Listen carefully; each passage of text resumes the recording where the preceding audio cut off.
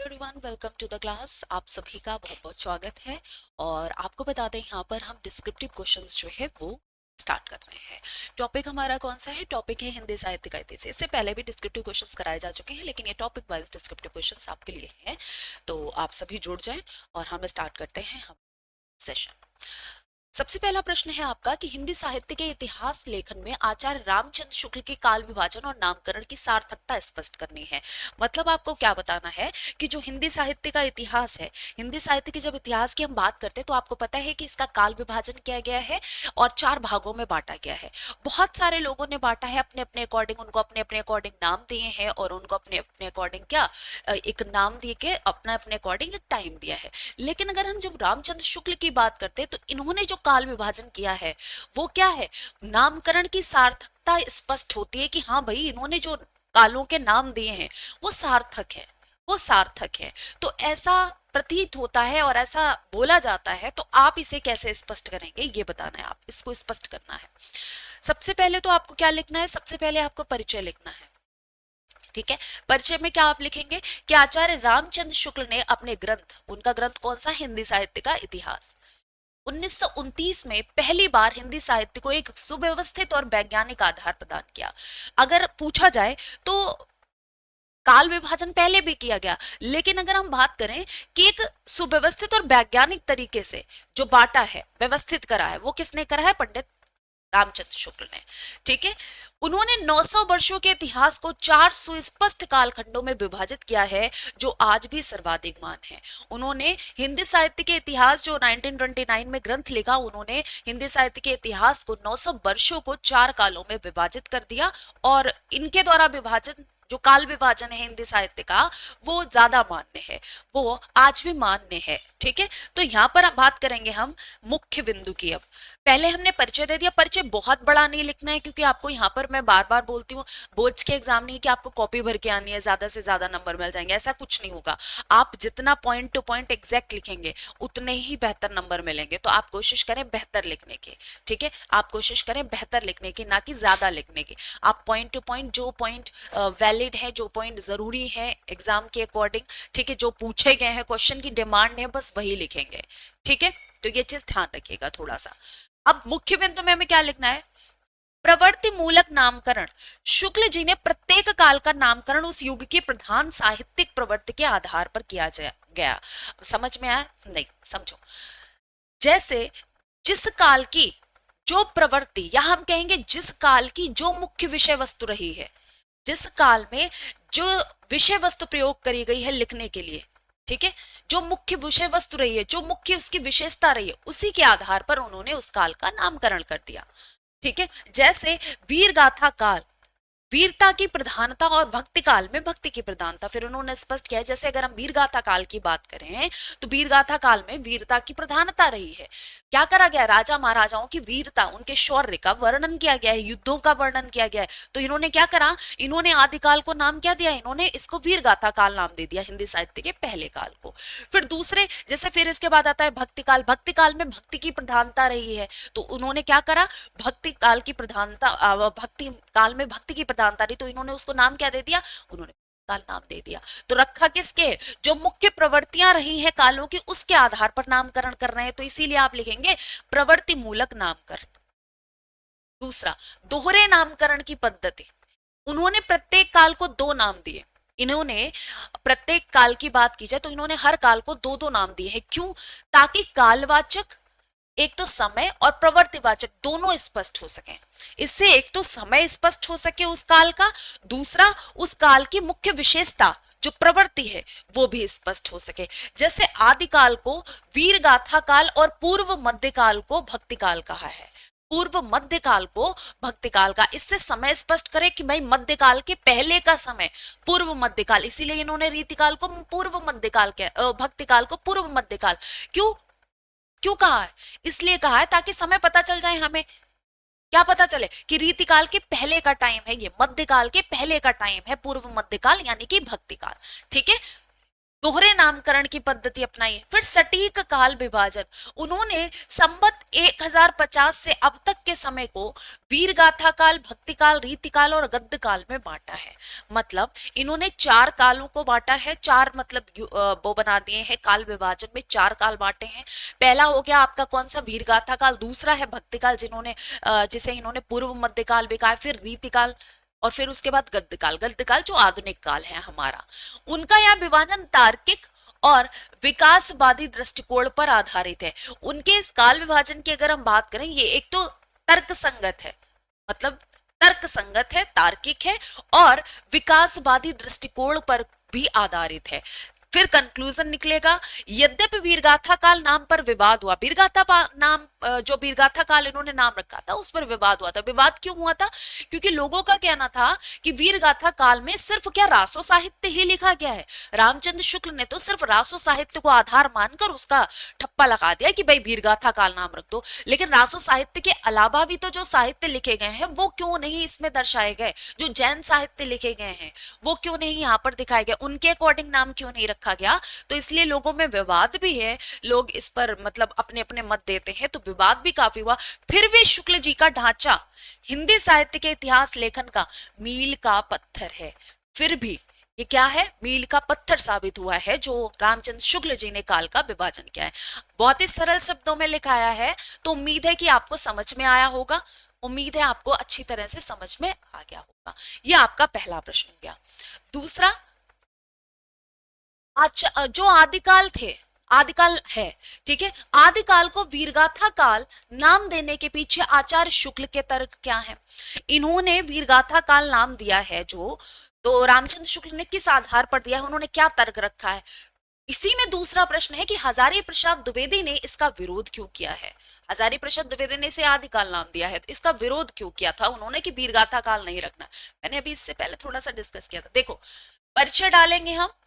हिंदी साहित्य के आरंभिक काल, हिंदी साहित्य का जो शुरुआती काल था, शुरुआती समय था, जो 1050 से लेकर 1375 तक के नामकरण को लेकर विद्वानों में मतभेद रहा है। विद्वानों में क्या है? विद्वानों में मतभेद है। आचार्य शुक्ल ने इसे वीरगाथा काल कहा, जबकि हजारी प्रसाद द्विवेदी ने इसे आदिकाल कहा है। ठीक है, उन्होंने इसे आदिकाल कहना ज्यादा उचित समझा है और रामचंद्र शुक्ल ने इसे वीरगाथा काल कहा ही है। मुख्य बिंदु कहाँ है? शुक्ल जी का तर्क है, आचार्य शुक्ल ने इस काल की 12 प्रमुख पुस्तकों, ठीक है, आचार्य रामचंद्र शुक्ल जी ने कहा है कि हमने इस समय की, मतलब वीरगाथा काल की 12 पुस्तकों को आधार बनाया है इसका नाम देने के लिए। उन्होंने पाया कि उनमें से अधिकतम रचनाएं वीर गाथात्मक हैं, मतलब राजाओं की वीरता का वर्णन कर रही हैं। वीर गाथा काल मतलब शुक्ल जी ने अपना तर्क दिया है कि मैंने इस काल को ये नाम देने के लिए 12 पुस्तकों का सहारा लिया है, और 12 पुस्तकें क्या थी? वो रासो साहित्य थे, और रासो साहित्य में तो राजा महाराजाओं की वीरताओं का वर्णन किया ही गया है। तो इन्होंने कहा है, रासो ग्रंथों को इन्होंने अपना आधार बनाया और उन्होंने पाया कि इनमें से अधिकतर रचनाएं वीर गाथात्मक है, मतलब वीर गाथा गा रही है, वीरों की गाथा गा रही है, वीरता का वर्णन कर रही है, उनके शौर्य का वर्णन कर रही है, युद्धों का सजीव चित्रण कर रही। तो इन्होंने उसका क्या नाम रख दिया? इसलिए उन्होंने इस प्रधान प्रवृत्ति के आधार पर, वीरता जो प्रमुख विशेषता है इस काल की, उसके आधार पर इसका नाम वीरगाथा काल रख दिया। ठीक है, इनका अपना मत सही है। द्विवेदी जी ने विरोध क्यों किया है? द्विवेदी जी का कहना है, तर्क दिया है कि शुक्ल जी ने जिन ग्रंथों का आधार बनाया उनमें से कोई हम्मीर रासो अप्राप्य है। अगर हम हम्मीर रासो की बात करें, हम्मीर रासो जो ग्रंथ है वो तो हमें अप्राप्य है, वो तो हमें मिला भी नहीं है अभी, या हो सकता है बाद में लिखा गया हो। ये अर्ध प्रमाणिक ग्रंथ माना जाता है हम्मीर रासो जो है, ठीक है, हम्मीर रासो जो ग्रंथ है ये अर्ध प्रमाणिक माना जाता है। हम्मीर रासो किसके द्वारा लिखा गया है, बता सकते हो? हम्मीर रासो किसके द्वारा लिखा गया है? इतनी बार बताए हैं आपको रासो साहित्य, तो डेफिनेटली आपको इतनी चीजें तो समझ में आ ही गई होंगी। जल्दी से बताएं, हम्मीर रासो किसके द्वारा लिखा गया? ये कोई बहुत बड़ा प्रश्न नहीं पूछ लिया है।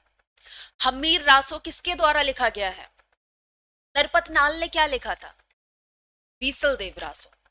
हम्मीर रासो किसने लिखा था? जल्दी से बताओ।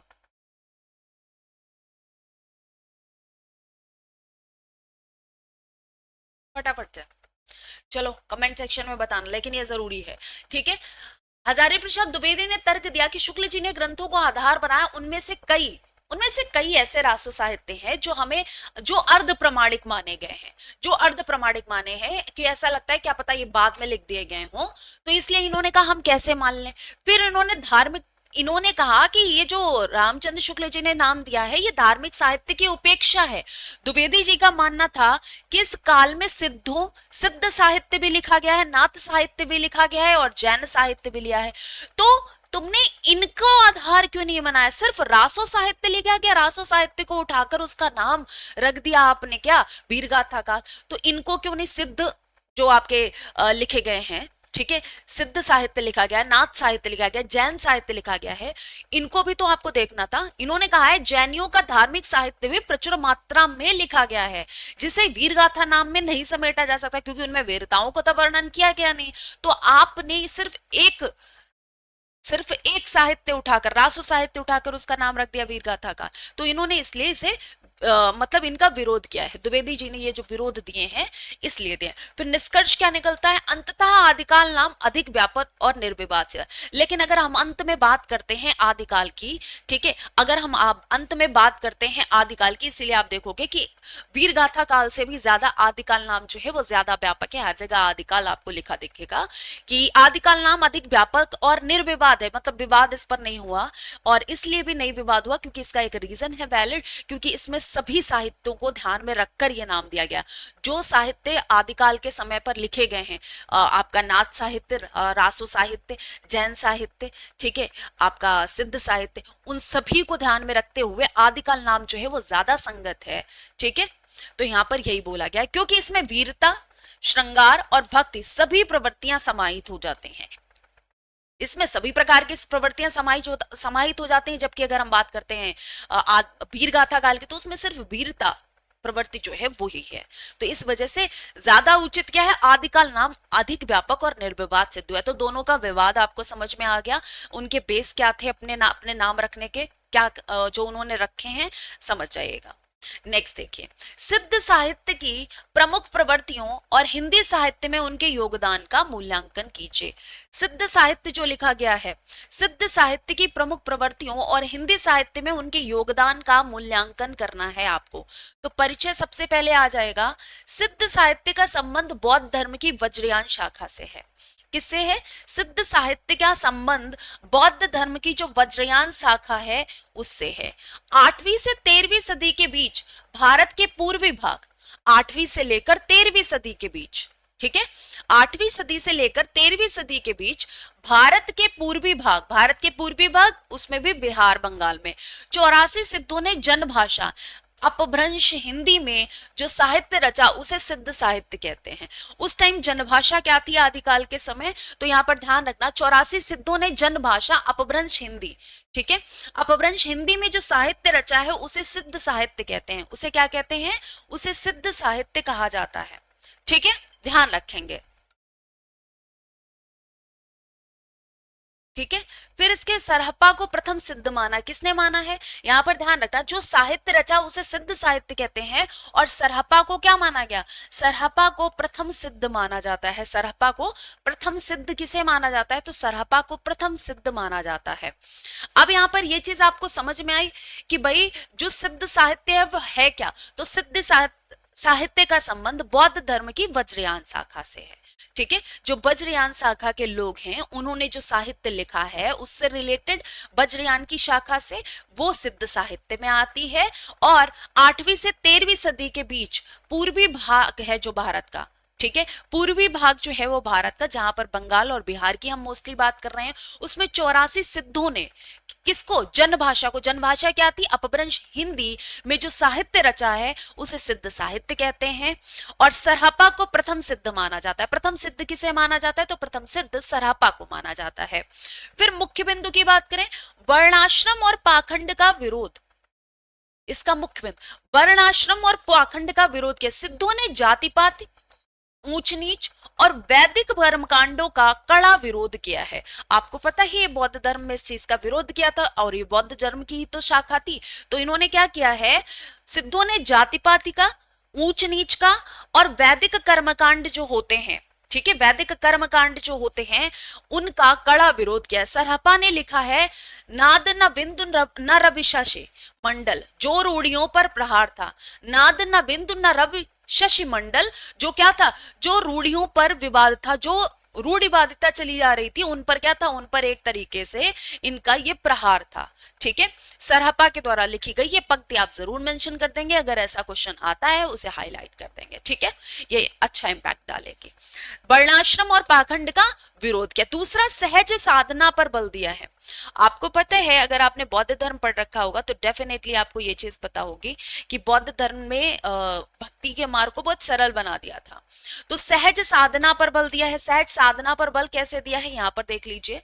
सहज साधना पर बल की बात करूं मैं यहाँ पर, आप कहेंगे उन्होंने तंत्र मंत्र और महासुखवाद, भोग के माध्यम से मोक्ष, उन्होंने तंत्र मंत्र और महासुखवाद यानी भोग के माध्यम से मोक्ष का प्रचार किया, लेकिन साथ ही सहज जीवन जीने पर भी जोर दिया। उन्होंने कहा कि आप जीवन जिंदगी जितने सरल तरीके से जी सकते हैं, ठीक है, आप जितनी सहजता से अपना जीवन व्यतीत कर सकते हैं, आप उतनी सहजता से जीवन व्यतीत कीजिए, सरलता अपनाइए। ठीक है, तो सहज साधना पर उन्होंने बल दिया है। उन्होंने तंत्र मंत्र महासुखवाद का प्रचार किया है कि भाई आप इन सब से मोक्ष पा सकते हैं। ठीक है, और जितना हो सकता है उतना सहज तरीके से रहने की कोशिश कर सकते हैं। तो ये किसके द्वारा किया गया है, ये तो करा गया है, आपका मुख्य बिंदु है ये, सहज साधना पर बल दिया गया है, वर्णाश्रम और पाखंड का विरोध किया गया है। दूसरा देखिए, संध्या भाषा का प्रयोग। उनकी भाषा प्रतीकात्मक थी। उनकी भाषा कैसी थी, उनकी भाषा प्रतीकात्मक थी, मतलब प्रतीकों के माध्यम से वो पहचानते और बोलते थे, जिसे संध्या भाषा कहा गया। यह उलटवासियों की पूर्वज थी। संध्या भाषा क्या है, उलटवासियों की पूर्वज है, उलटवासियों की पूर्वज थी, जिसका प्रभाव बाद में कबीर पर पड़ा। कबीर की उलटवासियां आपने देखी होंगी, कबीर की उलटवासियों के बारे में आपने जरूर सुना होगा। तो इसका प्रभाव किस पर, संध्या भाषा उलटवासियों की क्या है, पूर्वज है, उलटवासियों की पूर्वज मानी जाएगी क्योंकि ये उससे पहले की है। निष्कर्ष की बात करें तो सिद्ध साहित्य ने हिंदी को उसकी प्रारंभिक भाषा दी है। हिंदी की प्रारंभिक भाषा क्या है, अपभ्रंश भाषा है, और कबीर जैसे संत कवियों के लिए वैचारिक पृष्ठभूमि तैयार कर दी है। और कबीर जैसे महान कवियों के लिए क्या करिए, एक विचार करने की पृष्ठभूमि तैयार कर दी है, वैचारिक पृष्ठभूमि तैयार कर दी है। तो ये निष्कर्ष निकलता है। अब यहाँ पर आपने देखा कि सिद्ध साहित्य की प्रमुख प्रवृत्तियां क्या हैं और हिंदी साहित्य में उनका योगदान और का मूल्यांकन कीजिए। तो आपको बहुत बड़ा क्वेश्चन लिखने की जरूरत नहीं है, आप बहुत ही सरल तरीके से लिखेंगे। पहले आप समझाएंगे कि सिद्ध साहित्य है क्या, ठीक है, सिद्ध साहित्य है क्या, कितने सिद्ध हुए हैं, ठीक है, और पहला सिद्ध कौन माना जाता है, पहले आप ये मेंशन कर देंगे इंट्रोडक्शन में। फिर आप मुख्य बिंदु में लिखेंगे कि वर्णाश्रम और जो पाखंड था उस टाइम प्रचलित, उसका विरोध किया है। फिर दूसरा लिखेंगे कि सहज साधना पर बल दिया कि साधना करने के लिए आपको बहुत मशक्कत नहीं करनी, आप सादा जीवन रहकर भी साधना कर सकते हैं। फिर तीसरा पॉइंट है संध्या भाषा का प्रयोग किया, जो कि उलटवासियों की पूर्वज मानी जाती है। फिर कंक्लूजन निकलेगा कि जो सिद्ध साहित्य है उसने क्या करा है, उसने प्रारंभिक भाषा अगर हम कहेंगे, ठीक है, हिंदी की उसकी प्रारंभिक भाषा दी है, ठीक है, हिंदी को उसकी प्रारंभिक भाषा दी है, और कबीर जैसे संत कवियों के लिए एक वैचारिक पृष्ठभूमि तैयार करके गया है। ठीक है, तो ये आपका सिद्ध साहित्य हो गया। नेक्स्ट देखो, नाथ संप्रदाय के प्रवर्तक गोरखनाथ। नाथ संप्रदाय के प्रवर्तक आप कहेंगे गोरखनाथ का हिंदी साहित्य और समाज सुधार में क्या योगदान है। अब ये नाथ साहित्य की बात की गई है, ये बेसिकली हम आदिकाल पढ़ रहे हैं। ठीक है, हिंदी साहित्य इतिहास को जब हम बांटते हैं तो हिंदी साहित्य के इतिहास को बांटने पर पहला काल हमारा कौन सा आता है, पहला काल हमारा आता है आदिकाल। ये लिख लेंगे आप, पहला काल आता है हमारा आदिकाल। तो हम बेसिकली आदिकाल से संबंधित भी यहीं पर क्वेश्चंस कर रहे हैं, तो ये चीज आप ध्यान रखिएगा, कंफ्यूज मत हो जाएगा। ठीक है, नाथ संप्रदाय के प्रवर्तक गोरखनाथ का हिंदी साहित्य और समाज सुधार में क्या योगदान रहा है, मतलब हिंदी साहित्य के प्रचार प्रसार में क्या योगदान रहा है, साथ ही साथ समाज सुधार में क्या योगदान है।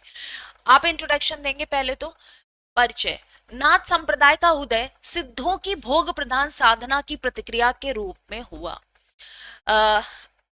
भोग विलास में जब इंसान के पास पैसा ज्यादा हो जाता है, दान दक्षिणा आने लगी, लोगों से दान दक्षिणा लेने लगे, लोग इन्हें भूमि है और बाकी विलासिता की चीजें दान करने लगे। तो ये क्या हुए, ये एक तरीके से साधना से दूर होके भोग विलासिता में ज्यादा डूब गए। ठीक है, भोग प्रधान साधना की प्रतिक्रिया के रूप में यहां पर क्या हुआ, नाथ संप्रदाय का उदय हो जाता है। क्योंकि सिद्ध किसमें, सिद्ध अपने भोग विलासिता में डूब जाते हैं। तो जब एक जो है काम गलत करने लगता है तो दूसरे को मौका मिल जाता है उभर कर सामने आने का, अच्छे बन के। तो वही चीज यहां पर हुई है। नाथ संप्रदाय का उदय सिद्धों की भोग प्रधान साधना की प्रतिक्रिया के रूप में हुआ, कि सिद्धों की जो भोग प्रधान प्रतिक्रिया थी उसके फलस्वरूप क्या हुआ, प्रतिक्रिया के रूप में नाथ संप्रदाय का उदय हो गया। इसके प्रवर्तक गोरखनाथ थे, जो 10वीं 11वीं सदी के माने जाते हैं। उन्होंने हठ योग का मार्ग अपनाया और समाज में नैतिक शुद्धता लाने का प्रयास किया।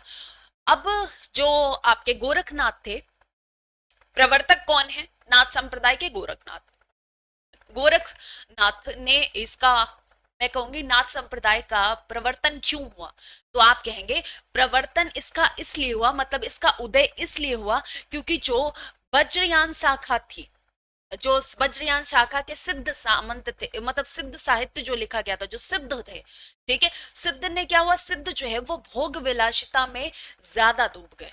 भोग प्रधान साधना की प्रतिक्रिया के फलस्वरूप क्या हुआ है, नाथ संप्रदाय का उदय हुआ है। नाथ संप्रदाय के प्रवर्तक गोरखनाथ हैं, 10वीं से 11वीं सदी माना जाते हैं। इन्होंने हठ योग का मार्ग अपनाया। इन्होंने कैसा मार्ग अपनाया, तो आप कहेंगे हठ योग का मार्ग अपनाया और समाज में नैतिक शुद्धता लाने का प्रयास किया। और क्या किया, और समाज में नैतिक शुद्धता लाने का प्रयास किया। मुख्य बिंदु इसकी हम बात करें तो नारी निंदा और ब्रह्मचर्य सिद्धों के विपरीत, इन्होंने नारी निंदा और ब्रह्मचर्य सिद्धों के विपरीत नाथों ने नारी संसर्ग का घोर विरोध किया। इन्होंने नारी संसर्ग का घोर विरोध किया और इंद्रिय निग्रह ब्रह्मचर्य को साधना का अनिवार्य अंग माना है। देखो इन्होंने क्या कहा, नारी निंदा और ब्रह्मचर्य सिद्धों के विपरीत, नारी निंदा और ब्रह्मचर्य सिद्धों के विपरीत। सिद्धों में क्या था कि ब्रह्मचर्य की जरूरत नहीं है आपको, आप बिना ब्रह्मचर्य के भी भक्ति कर सकते हैं, रह सकते हैं।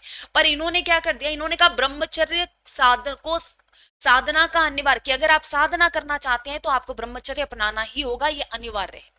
ये इन्होंने अनिवार्य कर दिया। और इन्होंने, नाथों ने नारी संसर्ग का घोर विरोध किया और इंद्रिय निग्रह, जिसे हम ब्रह्मचर्य कहते हैं, को साधना का अनिवार्य अंग माना। उनका नारा था, नौलख पात्री आगे नाचे पीछे सहज अखाड़ा। हठ योग साधना, गोरखनाथ ने शरीर को शुद्ध करने के लिए हठ योग यानी इड़ा पिंगला नाड़ी साधना का प्रचार किया है। हठ योग का प्रचार किसने किया था, तो गोरखनाथ ने किया था नाथ संप्रदाय में, जिसका अर्थ क्या होता है, इड़ा पिंगला नाड़ी साधना। उन्होंने कुंडलिनी जागरण और षटचक्र भेदन की बात कही है। उन्होंने कुंडलिनी जागरण और किसकी, षटचक्र भेदन की बात कही है। सामाजिक समरसता नाथ पंथ के सभी जातियों के लिए द्वार खुले थे। ये सामाजिक समरसता थी इसमें, कैसे कि सभी जातियों के लिए इसमें प्रवेश करने के द्वार खुले थे। ऐसा नहीं था कि ऊंची जाति वाले आ सकते हैं या सिर्फ निम्न जाति वाले आ सकते हैं, ऐसा कुछ नहीं था, सभी के लिए द्वार खुले थे। उन्होंने बाह्य आडंबरों और मूर्ति पूजा का खंडन कर घट के भीतर ईश्वर अंतः साधना की बात कही है। उन्होंने इस चीज का भी विरोध किया है कि आपको ईश्वर की पूजा के लिए किसी भी बाह्य आडंबर की जरूरत नहीं है। ठीक है, कि ये होना चाहिए, वो होना चाहिए, पूजा के विधान में ये होना चाहिए, ये कमी नहीं रहनी चाहिए। तो उन्होंने कहा बाह्य आडंबर की आपको कोई जरूरत नहीं, ईश्वर हमारे मन में है, तो हम बिना ईश्वर की मूर्ति के भी पूजा कर सकते हैं, हमें मूर्ति की भी कोई जरूरत नहीं है, हमें मूर्ति की भी कोई जरूरत नहीं है। तो बेसिकली इन्होंने जो बाह्य आडंबर होते हैं और मूर्ति पूजा का विरोध किया है।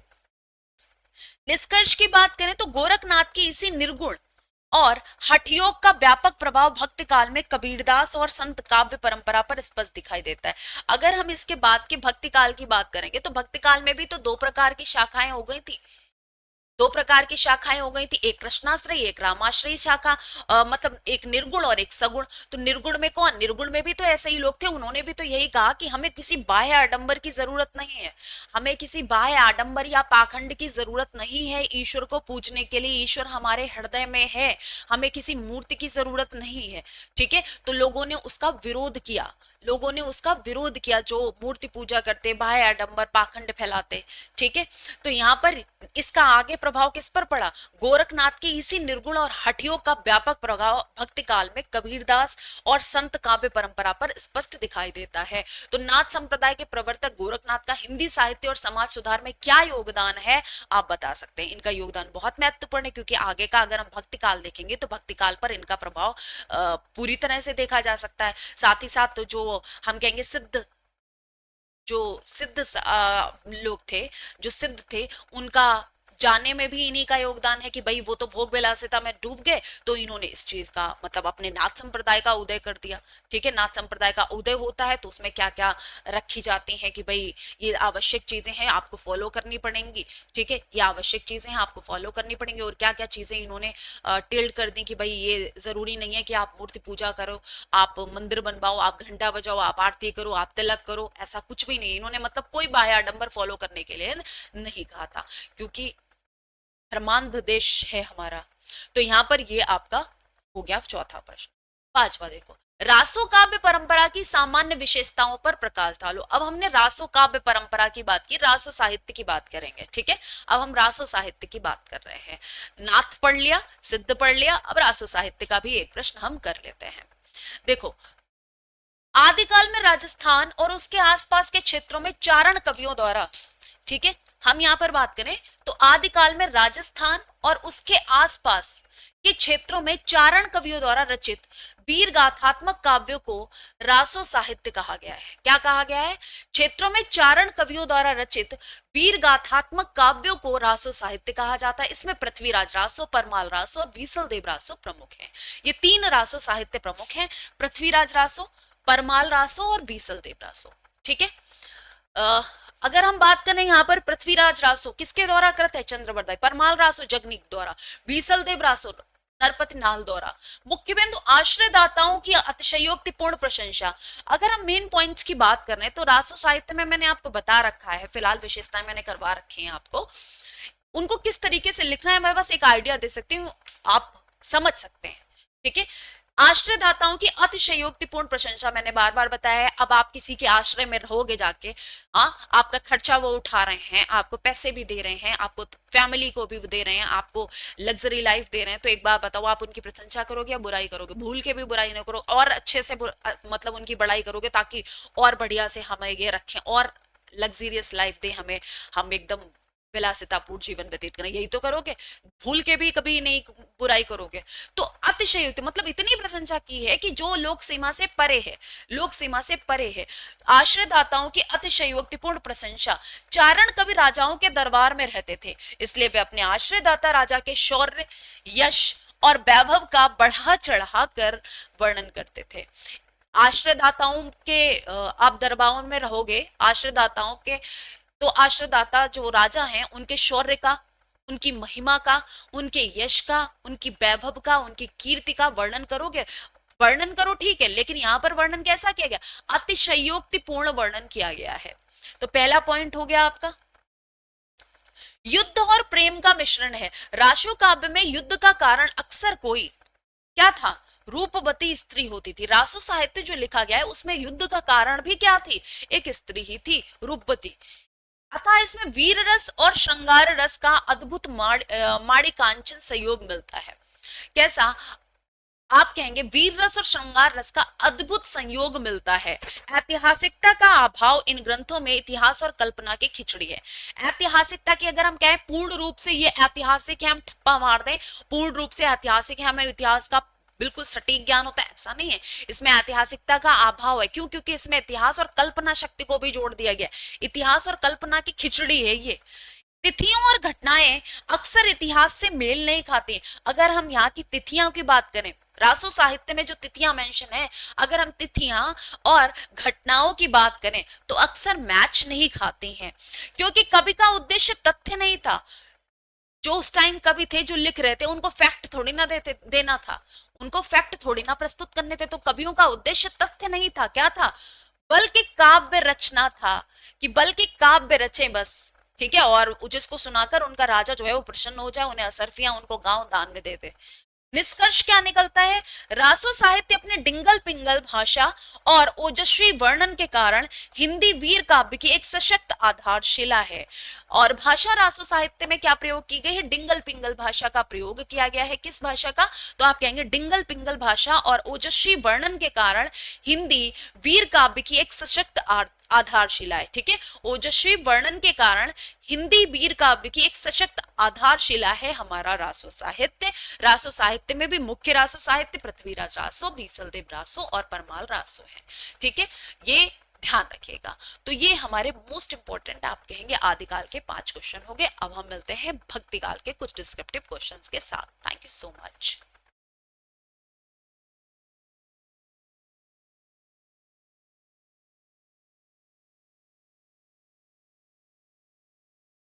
Everyone, welcome to the class. आप सभी का बहुत बहुत स्वागत है और हम यहाँ पर कर रहे हैं डिस्क्रिप्टिव क्वेश्चंस, जिसमें आज आपका टॉपिक डिस्कस होने वाला है भक्तिकाल। भक्तिकाल से संबंधित कुछ महत्वपूर्ण क्वेश्चंस जो है वो यहाँ पर डिस्कस किए जाएंगे और आपके लिए जो बहुत ज़्यादा महत्वपूर्ण हो, ठीक है, आपके लिए जो बहुत ज़्यादा महत्वपूर्ण हो। जल्द से जल्द सभी के सभी जुड़ जाइए। चलिए हम स्टार्ट करते हैं। पहला है, हिंदी साहित्य के इतिहास में भक्तिकाल को स्वर्ण युग क्यों कहा गया है। आपसे पूछा जा रहा है जो हिंदी साहित्य का इतिहास है, जिसे हमने 4 भागों में विभाजित किया गया है, 4 कालों में, तो उसमें भक्तिकाल जो है, जो कि दूसरा काल है, ठीक है, पूर्व मध्यकाल जो कहा गया है रामचंद्र शुक्ल के द्वारा, इसे स्वर्ण युग क्यों कहा गया है, उसका रीजन आपको बताना है। बताओ क्यों कहा गया है। यहाँ पर आप सबसे पहले लिखेंगे कि हिंदी साहित्य में, ये आप परिचय इंट्रोडक्शन देंगे कि हिंदी साहित्य में संमत 1375 से 1700 तक का टाइम, ठीक है, 1050 से 1375 तक आपका आदिकाल है। फिर 1375 से लेकर 1700 तक के कालखंड को भक्तिकाल कहा जाता है, जिसे जॉर्ज ग्रियर्सन और श्याम सुंदर दास जैसे विद्वानों ने सर्वसम्मति से, मतलब सभी की सम्मति से स्वर्ण युग की संज्ञा दी है। 1375 से लेकर 1700 तक का जो टाइम है आपका, उसको क्या, ये संवत में है, 1700 तक संवत तक का कालखंड को भक्तिकाल कहा जाता है, जिसे जॉर्ज ग्रियर्सन और श्याम सुंदर दास ने सर्वसम्मत से, सभी की सहमति से स्वर्ण युग की संज्ञा दी है। इस काल में साहित्य, संस्कृति, दर्शन और लोक कल्याण का अभूतपूर्व समन्वय देखने को मिलता है। इससे पहले ऐसा कभी नहीं देखा गया होगा जो इस टाइम के साहित्य में आपको देखने को मिलता है। चाहे हम साहित्य की बात करें, चाहे हम संस्कृति की बात करें, चाहे हम दर्शन की बात करें या लोक कल्याण की भावना की बात करें, सभी के बीच एक समन्वय देखने को हमें मिलता है, इससे पहले जो कभी नहीं देखने को मिला है, ठीक है। अभूतपूर्व समन्वय देखने को मिलता है, जिसने तत्कालीन हताश जनमानस में नई ऊर्जा का संचार किया, जिसने तत्कालीन, जिसने उस समय का ऐसा समन्वय देखने को मिलता है, जिसने उस समय की, ठीक है, जिसने उस समय की जो जन समूह है, ठीक है, जो जनमानस है, जो लोग हैं, वो हताश हो चुके हैं, तो उनमें नई ऊर्जा का संचार किया है, उनमें नई ऊर्जा का संचार किया है, उनमें आशा की एक किरण जगाई है। फिर अब हम, ये तो हमने इंट्रो दे दिया भक्तिकाल का, ये तो हमने इंट्रो दे दिया भक्तिकाल का कि भक्तिकाल को स्वर्णयुग भाई हम कह रहे हैं, उसका रीजन क्या है, हमने यहाँ पर क्या दिया, हमने यहाँ पर भक्तिकाल के बारे में बताया। अब यहाँ पर हम लिखेंगे इसके मेन पॉइंट्स। उत्कृष्ट साहित्य का सृजन हुआ है भक्तिकाल में, उत्कृष्ट साहित्य का सृजन हुआ है कैसे, इस काल में कबीर, सूर, तुलसी और जायसी जैसे महान कवियों ने रामचरितमानस, सूर सागर जैसे कालजयी ग्रंथों की रचना की है, जो साहित्यिक दृष्टि से अद्वितीय हैं। अगर हम कबीर की कबीर वाणी सुने, बीजक उनका देखें, ठीक है, उसके बाद अगर हम सूरदास जी की सूर सागर सुने देखें, तुलसीदास जी की रामचरितमानस देखें, जायसी की पद्मावती देखें, पद्मावत देखें, तो अगर यहाँ पर अगर हम इन रचनाओं की बात करें तो ये अपने आप में अद्वितीय हैं, ये अपने आप में अद्वितीय हैं, ये ऐसे हैं जो कभी, मतलब कभी बेकार नहीं होंगे, हमेशा फ्रेश रहेंगे, ठीक है। तो यहाँ पर अगर हम ऐसे ग्रंथों की रचना की बात कर रहे हैं जो साहित्यिक दृष्टि से कैसे हैं, जो साहित्यिक दृष्टि से कालजयी हैं, ठीक है, जो साहित्यिक दृष्टि से कालजयी हैं, अद्वितीय हैं, ये कभी नहीं मरेंगे। ठीक है, तो ये उत्कृष्ट साहित्य हुआ, उत्कृष्ट साहित्य का सृजन हुआ। उत्कृष्ट कवि हुए हैं तो उत्कृष्ट कवियों ने अच्छा साहित्य लिखा है। अब वो चाहे कबीरदास जी की बात कर लो, चाहे जायसी की बात कर लो, तुलसीदास जी की बात कर लो, ठीक है, ये सभी क्या है, भक्ति काल के ही कवि हैं। फिर लोक कल्याण की भावना है, इनके साहित्य में आपको लोक कल्याण की भावना मिलती है। भक्तिकालीन कवियों ने अपनी रचनाओं के माध्यम से व्यक्तिगत मोक्ष के साथ साथ समाज सुधार, उन्होंने कहा व्यक्तिगत रूप से आप मोक्ष प्राप्त करें ये अच्छी बात है, लेकिन व्यक्तिगत मोक्ष के साथ साथ आपकी एक और रिस्पॉन्सिबिलिटी है, वो क्या है कि आपको क्या करना है, आपको समाज सुधारना है, साथ ही साथ आपको समाज में सुधार लाना है, आपको समरसता फैलानी है, ठीक है, और लोक मंगल की भावना को सर्वोच्च रखना है। ठीक है, इन्होंने क्या कहा कि आप देखो, दुनिया जो है वो अपना व्यक्तिगत सोचती है और व्यक्तिगत चाहती है कि भाई हम ऐसा कर लें, हम वैसा कर लें। जो भक्ति काल में साहित्य लिखा गया उसमें क्या करा गया है, लोगों के द्वारा कैसी, कवियों के द्वारा कैसी बातें बोली गई, उसमें बोला गया है कि आप व्यक्तिगत मोक्ष के साथ साथ किस चीज पर ध्यान देंगे, आप उस अपने आसपास के वातावरण, आप अपने आसपास के समाज को भी सुधारने पर जोर देंगे, आप अपने समाज सुधार पर भी जोर देंगे, साथ ही साथ समाज में क्या, साथ में समाज जो आपका समाज है उसमें समरसता, बंधुत्व, ठीक है, लोक कल्याण की भावनाएं, लोक मंगल भावनाएं कि भाई पूरे लोक का मंगल हो, ऐसी भावना रख के काम करेंगे। ठीक है, ऐसी भावना को सर्वोच्च स्थान देना है आपको, तो ये लोक कल्याण की भावना हो गई। तीसरा समन्वयवादी दृष्टिकोण, समन्वयवादी दृष्टिकोण, इस युग के साहित्य में निर्गुण सगुण ज्ञान भक्ति और विभिन्न जातियों तथा संप्रदायों के बीच एक अद्भुत वैचारिक और सामाजिक समन्वय स्थापित किया गया है। देखो, चाहे आप निर्गुण को देखो इसमें, चाहे आप सगुण को देखो, ठीक है, ज्ञान भक्ति और विभिन्न जातियों तथा चाहे आप किसी भी जाति को देख लो, इस युग में ऐसा नहीं कि एक कोई उच्च जाति का हो गया, कबीरदास जी निम्न जाति के थे, तो यहाँ पर निम्न जाति कोई भी जाति का हो उससे कोई फर्क नहीं पड़ता, ठीक है, किसी भी संप्रदाय का हो उससे भी फर्क नहीं पड़ता, लेकिन सभी के बीच क्या मिलता है, एक अद्भुत वैचारिक विचारों का और सामाजिक, ठीक है, समाज के प्रति जो उनके विचार हैं तो वो क्या मिलता है, उन सभी के बीच एक समन्वय मिलता है, एक समन्वय हमें देखने को मिलता है जो कि अपने आप में एक अद्भुत है, जो कि अपने आप में एक अद्भुत है। तो यहां पर लिखना है समन्वयवादी दृष्टिकोण। कैसे, इस युग के साहित्य में निर्गुण सगुण, ठीक है, ज्ञान भक्ति और विभिन्न जातियों, ठीक है, ज्ञान भक्ति, सगुण निर्गुण में भी हमें समन्वय देखने को मिलता है, ज्ञान और भक्ति में भी हमें समन्वय देखने को मिलता है, और विभिन्न जातियों तथा संप्रदायों में भी हमें एक अद्भुत समन्वय जो है, विचारों का अद्भुत समन्वय हमें देखने को मिलता है। तो यहां पर एक हो गया समन्वयवादी दृष्टिकोण।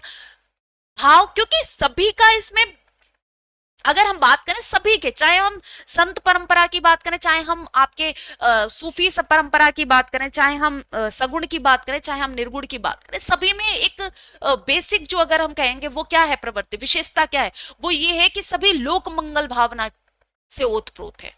ठीक है, सभी का काव्य जो है वो लोक मंगल की भावना से ओतप्रोत है कि पूरे समाज का कल्याण हो, ठीक है, पूरे समाज का कल्याण हो, जो छुआछूत है इससे दूर हो, जाति पात से ऊपर उठो, ठीक है, अच्छा सोचो, भाईचारा बंधुत्व की भावना लाओ, तो उनसे सभी का क्या है, सभी के विचार ऐसे ही हैं, तो जहां अगर हम किसी भी उसकी बात करें तो समन्वय मिलता ही मिलता है।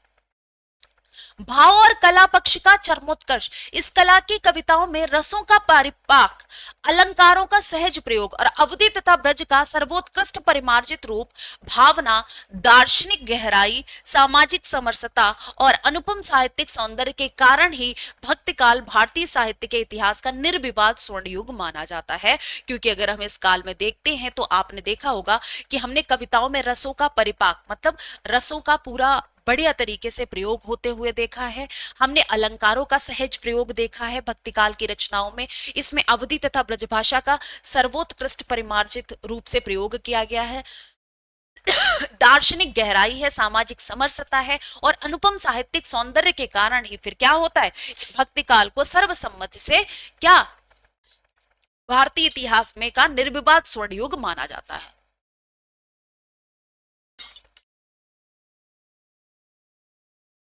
नेक्स्ट क्वेश्चन देखिए, संत काव्य धारा की प्रमुख प्रवृत्तियों या विशेषताओं पर प्रकाश डालिए। जो संत काव्य धारा है उसकी प्रमुख प्रवृत्तियां क्या हैं या विशेषताएं क्या हैं वो लिखनी है। सबसे पहले उत्तर, भक्ति काल के निर्गुण ज्ञानाश्रयी शाखा को संत काव्य धारा कहा जाता है। आपको पता होगा जब हम भक्ति काल को बांटते हैं सगुण और निर्गुण में, ठीक है, सगुण में आपकी दो शाखाएं कृष्णाश्रयी और रामाश्रयी, वैसे ही निर्गुण की भी दो शाखाएं, एक संत काव्य है और एक सूफी काव्य है। संत काव्य जिसे हम ज्ञानाश्रयी शाखा कहते हैं, संत काव्य जिसे हम ज्ञानाश्रयी शाखा कहते हैं, और सूफी काव्य जिसे हम प्रेमाश्रयी शाखा कहते हैं। तो भक्ति काल के निर्गुण ज्ञानाश्रयी शाखा को संत काव्य धारा कहा जाता है, जिसके प्रवर्तक कौन माने जाते हैं? कबीर दास इसके प्रवर्तक माने जाते हैं। इस काव्य धारा के कवियों ने ईश्वर के निराकार रूप की उपासना पर बल दिया है। इस काव्य के जो हम कहेंगे ज्ञानाश्रयी शाखा के जो में जो काव्य लिखा गया है, जो कवि हुए हैं, उन्होंने किस चीज पर बल दिया है? उन्होंने, इन कवियों ने, जो ज्ञानाश्रयी शाखा के कवि हैं, इन्होंने क्या कहा है? इन्होंने ईश्वर के निराकार, ठीक है, इन्होंने ईश्वर के निराकार रूप की उपासना करने को बोला है कि ईश्वर का कोई रूप नहीं है, कोई आकार नहीं है, ठीक है। और समाज में व्याप्त जो रूढ़ियां थी, रूढ़ियों और बाह्य आडंबरों का कड़ा विरोध करते हुए मानवतावादी दृष्टिकोण प्रस्तुत किया है। कैसा? आपका दृष्टिकोण मानवतावादी होना चाहिए, आप बाह्य आडंबरों, रूढ़ियों, पाखंडों से दूर रहो, इस चीज का इन्होंने बोला है, ठीक है, कि ये चीज इन्होंने खुले तौर पर बोली। क्या इन्होंने कहा है कि भक्ति काल की जो निर्गुण ज्ञानाश्रयी शाखा है, इसको संत काव्य धारा कहा जाता है, जिसके प्रवर्तक कबीरदास जी माने जाते हैं। कबीरदास जो आप हम बात करेंगे यहाँ पर इस काव्य धारा के कवि हैं, यानी ज्ञानाश्रयी शाखा के जो कवि हैं, उन्होंने ईश्वर के निराकार रूप की उपासना करने के लिए कहा है। उन्होंने ये नहीं कहा, उनका मानना है कि हर व्यक्ति के हृदय में ईश्वर का वास है। अगर आप मानवतावादी दृष्टिकोण अपनाते हैं तो वही ईश्वर है, वही ईश्वर है, वही आपकी आराधना है, वही आपकी उपासना है, ठीक है। आपको बाह्य आडंबरों और रूढ़ियों में फंसकर नहीं रहना है, इसका इन्होंने विरोध किया है, इसका इन्होंने विरोध किया है कि आप मंदिर जाकर घंटों आप घंटा बजाते रहो, उसके बाद मंदिर से जब बाहर आ जाओ, एक बार भी भगवान का नाम ना लो, दूसरे की बुराई कर दो, उसका जीना हराम कर दो, दिल में कोई दया भाव ना रहे, ठीक है। तो ऐसी पूजा अर्चना का इन्होंने पूरी तरह से पुरजोर विरोध किया है, ठीक है। दूसरा है इनका निराकार ईश्वर की उपासना। संत कवियों का मानना था कि ईश्वर कण कण में व्याप्त है, ईश्वर तो हर जगह व्याप्त है, उसका कोई निश्चित रूप या आकार नहीं होता, इसलिए उन्होंने मूर्ति पूजा का खंडन किया है। जो संत काव्य धारा के कवि हैं, उन्होंने क्या करा है? उन्होंने निराकार ब्रह्म की उपासना पर जोर दिया है, यानी निराकार ईश्वर को पूजा है, उन्होंने मूर्ति पूजा का विरोध किया है। उनका मानना है ईश्वर तो कण कण में व्याप्त है, तो आप उसको किसी आकार में कैसे ढाल सकते हो? ईश्वर तो कण कण में व्याप्त है, उसको आप किसी आकार में कैसे ढाल सकते हो? तो इन्होंने मूर्ति पूजा का खंडन किया है। दूसरा, गुरु की महत्ता का प्रतिपादक। निर्गुण संतों ने ईश्वर प्राप्ति के मार्ग में गुरु को सबसे ऊंचा बताया। इनका एक ये भी था कि गुरु की महत्व का प्रतिपादन किया है, कि गुरु का महत्व हमारे जीवन में क्या है, उसको इन्होंने बताया है। इन्होंने कहा है कि निर्गुण संतों ने ईश्वर प्राप्ति के मार्ग में, अगर ईश्वर को प्राप्त करना है, यानी आपको मोक्ष को प्राप्त करना है, तो आपको क्या करना पड़ेगा? आपको गुरु का सहारा लेना पड़ेगा। गुरु का मार्ग जो, मतलब गुरु का जो पद है वो सबसे ऊंचा है। माना कि सच्चे गुरु के ज्ञान के बिना मोक्ष संभव ही नहीं है। इनका मानना है कि अगर आपके पास सच्चा गुरु नहीं है तो समझ लीजिए आप मोक्ष नहीं प्राप्त कर सकते, मोक्ष प्राप्त करना आपके लिए लगभग असंभव है। ये किसका मानना है?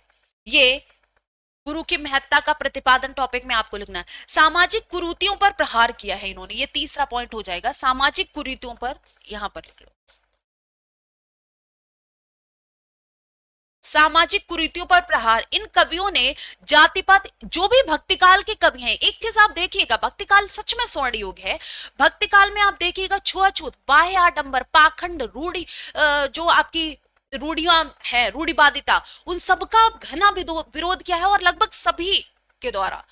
तो यहां पर वही बोला गया कि इन कवियों ने जातिपात, छुआछूत, धार्मिक आडंबरों और तीर्थाटन जैसी रूढ़ियों की कड़ी आलोचना की है, और अब मानव मात्र की समानता, कि भाई हम तीर्थ नहीं जाएंगे तो अरे हमने तो भगवान को प्राप्ति नहीं कर पाया, हम सारे तीर्थ पहले घूम लें। तो इन्होंने तीर्थाटन का भी विरोध किया है कि आप घर में बैठकर मानव की मतलब मानव को समझ नहीं पा रहे हो और तीर्थाटन करे जा रहे हो, उससे कोई फायदा नहीं है, ठीक है। तो भक्ति काल में जितने भी कवि हुए सभी ने इन चीजों का पुरजोर विरोध किया है, तो सामाजिक कुरीतियों पर प्रहार किया है। साधुकड़ी भाषा का प्रयोग, संत कवियों ने जनता तक अपना संदेश पहुंचाने के लिए आम बोलचाल की मिश्रित भाषा का प्रयोग किया गया है। जैसे साधु, अब जैसे कबीर की भाषा तो बहुत ज्यादा फेमस है कि साधुकड़ी पंचमेल खिचड़ी कहा जाता है, कि चार लोगों में बैठे जैसी भाषा बोल रहे तो उन्होंने वैसे ही सीख लिया, वैसे ही अपने दोहे कह दिए, साखी कह दी। तो यहाँ पर वही बोला गया है कि ज्यादातर जो जितने भी संत कवि थे उन्होंने जनता तक अपना संदेश पहुंचाने के लिए आम बोलचाल की मिश्रित भाषा का प्रयोग किया है, जिसे पंचमेल या खिचड़ी या सादुकड़ी कहा जाता है। अंततः संत काव्यधारा एक आध्यात्मिक आंदोलन होने के साथ साथ एक प्रखर सामाजिक क्रांति भी थी।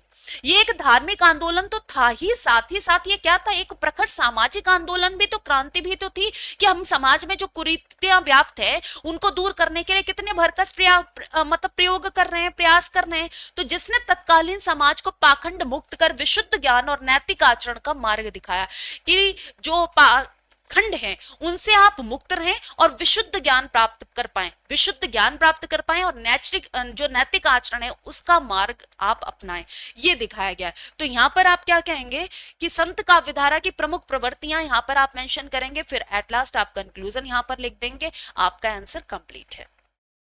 नेक्स्ट देखो, कबीरदास एक समाज सुधारक पहले थे, कभी बाद में इस कथन की समीक्षा कीजिए।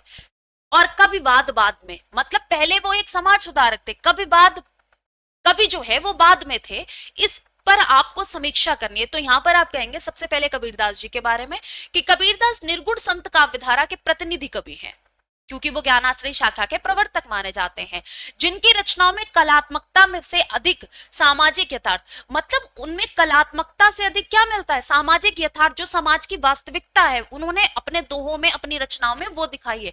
क्रांतदर्शी विचारधारा मुखर हुई है, उनकी जो क्रांतिदर्शी विचारधारा है वो वहां पर प्रदर्शित होती है उनकी रचनाओं में।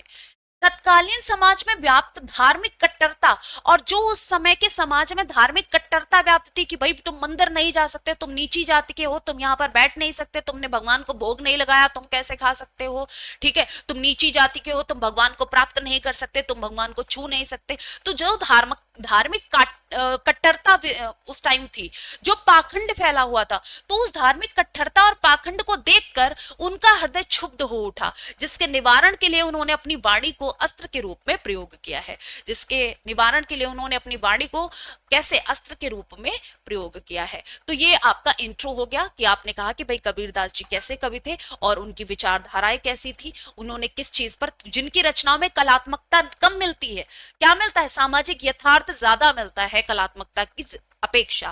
अब हम आपसे यहाँ पर कहेंगे व्याप्त धार्मिक कट्टरता और पाखंड को देखकर उनका हृदय क्षुब्ध हो उठा, जिसके निवारण के लिए उन्होंने अपनी वाणी का अस्त्र के रूप में प्रयोग किया। फिर हम बात करेंगे बाह्य आडंबरों का निर्भीक खंडन। उन्होंने बाहरी जो आडंबर थे उनका निर्भीक प्रकार से बिना डरे खंडन किया है।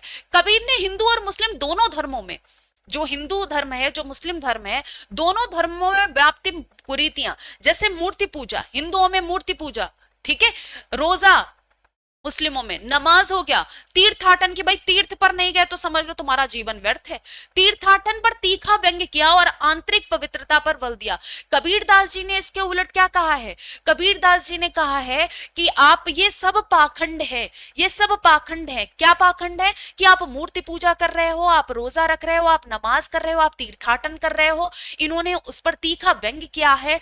और आंतरिक पवित्रता की, जो आप मन की पवित्रता है पहले उस पर तो जोड़ दो, मन तो मैला हुआ पड़ा है, मन में तो लालच भरा पड़ा है कि ये अरे कैसे ले लिया इसने, ये कैसे कह दिया, सब हम अपने पास दबा के रख लें, ठीक है, मन में ये लालच भरा पड़ा है। तो यहां पर आंतरिक पवित्रता पर बल दिया, पहले मन तो पवित्र कर लो कि किसी के घर से तुम्हें कितना मिल जाए, किसी के घर से कोई तुम्हें कितना दे दे आके कि तुम अमीर बन जाओ।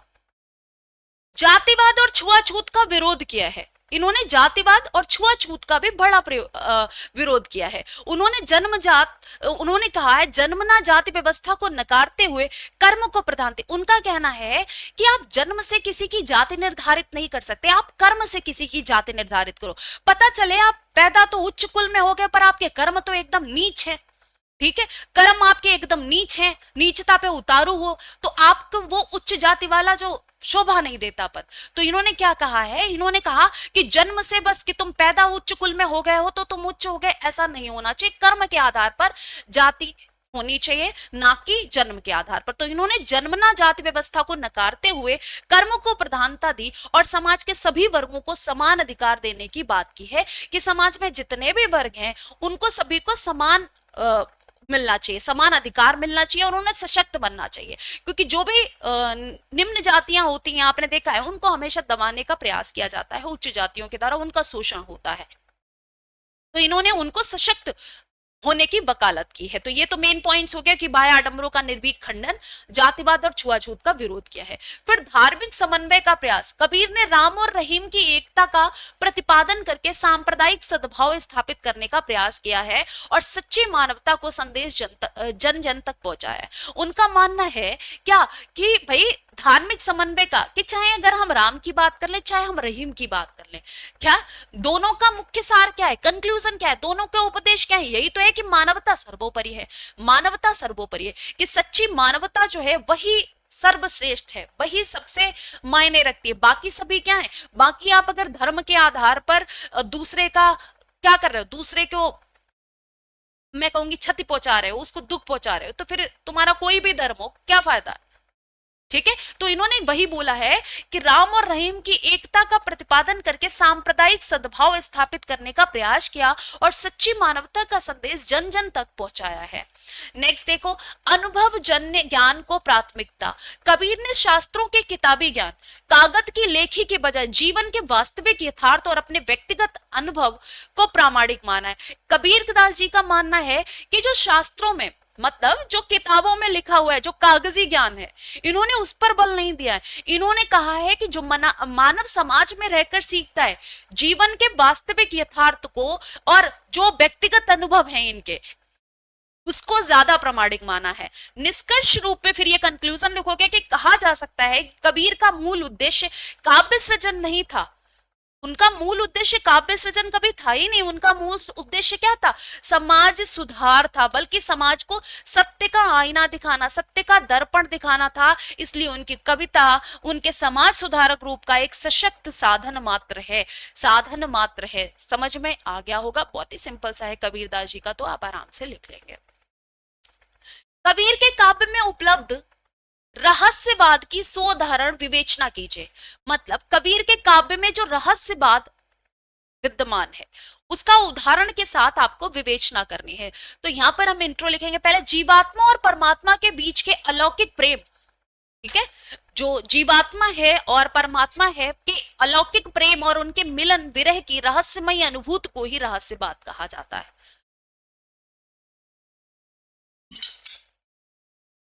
पहले हम बात करेंगे कि रहस्यवाद कहा किसे जाता है, तो आप कहेंगे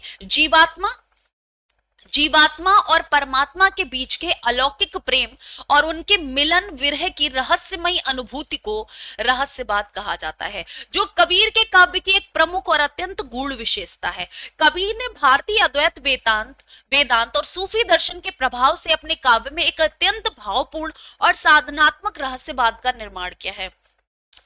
इन्होंने अद्वैत वेदांत, ठीक है, अद्वैत वेदांत और सूफी दर्शन के प्रभाव से, किससे प्रभावित होकर, भारतीय अद्वैत वेदांत और सूफी दर्शन के प्रभाव से अपने काव्य में एक अत्यंत भावपूर्ण और साधनात्मक रहस्यवाद का निर्माण किया है। साधनात्मक रहस्यवाद का प्रभाव की अगर हम बात करें तो कबीर ने हठ योग आपको पता ही है, कुंडलिनी जागरण, हठ योग कुंडलिनी जागरण के बारे में कहां पर बात की गई है, नाथ संप्रदाय में गोरखनाथ के द्वारा, और षट चक्र भेदन जैसी यौगिक क्रियाओं के माध्यम से शरीर के भीतर ही परमात्मा की खोज का वर्णन किया है। ये साधनात्मक रहस्यवाद का प्रभाव है कि आप कैसे, आप हठ योग के द्वारा आप कुंडलिनी जागरण और षट चक्र भेदन जैसी यौगिक क्रियाओं के माध्यम से ही शरीर के भीतर ही परमात्मा की खोज कर सकते हैं। ठीक है, शरीर के भीतर ही परमात्मा की खोज कर सकते हैं। तो साधनात्मक रहस्यवाद का प्रभाव। दूसरा, भावात्मक रहस्यवाद की प्रधानता। सूफी दर्शन से प्रभावित होकर, जो सूफी काव्य था, निर्गुण काव्य धारा का सूफी काव्य था, उससे प्रभावित होकर कबीर ने आत्मा को विरहिणी पत्नी, आत्मा को क्या माना है, विरहिणी पत्नी माना है, और परमात्मा को प्रियतम पति मानकर उनके बीच के अलौकिक प्रेम और विरह को दर्शाया है।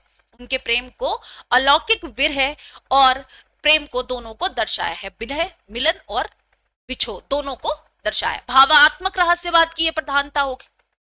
सूफी दर्शन से प्रभावित होकर, किससे, यहां पर सूफी दर्शन से प्रभावित हुए हैं ये, और प्रभावित होकर इन्होंने आत्मा को विरहिणी पत्नी मान लिया है और परमात्मा को क्या माना, परमात्मा को प्रियतम पति मान लिया है, और उनके बीच के अलौकिक प्रेम और विरह का वर्णन किया है, दर्शाया है। प्रतीकात्मक भाषा का प्रयोग अपने रहस्यवादी अनुभवों को व्यक्त करने के लिए कबीर ने हंस, जल, कुंभ, दीपक और कमल जैसे दैनिक जीवन के विविध प्रतीकों का सहारा लिया है। इन्होंने क्या, जो अपने अनुभव हैं, अपने रहस्यवादी अनुभवों को व्यक्त करने के लिए इन्होंने किन प्रतीकों का प्रयोग किया है, तो आप कहेंगे हंस, जल, कुंभ, दीपक, कमल जैसे दैनिक जीवन के विविध प्रतीकों का सहारा लिया है।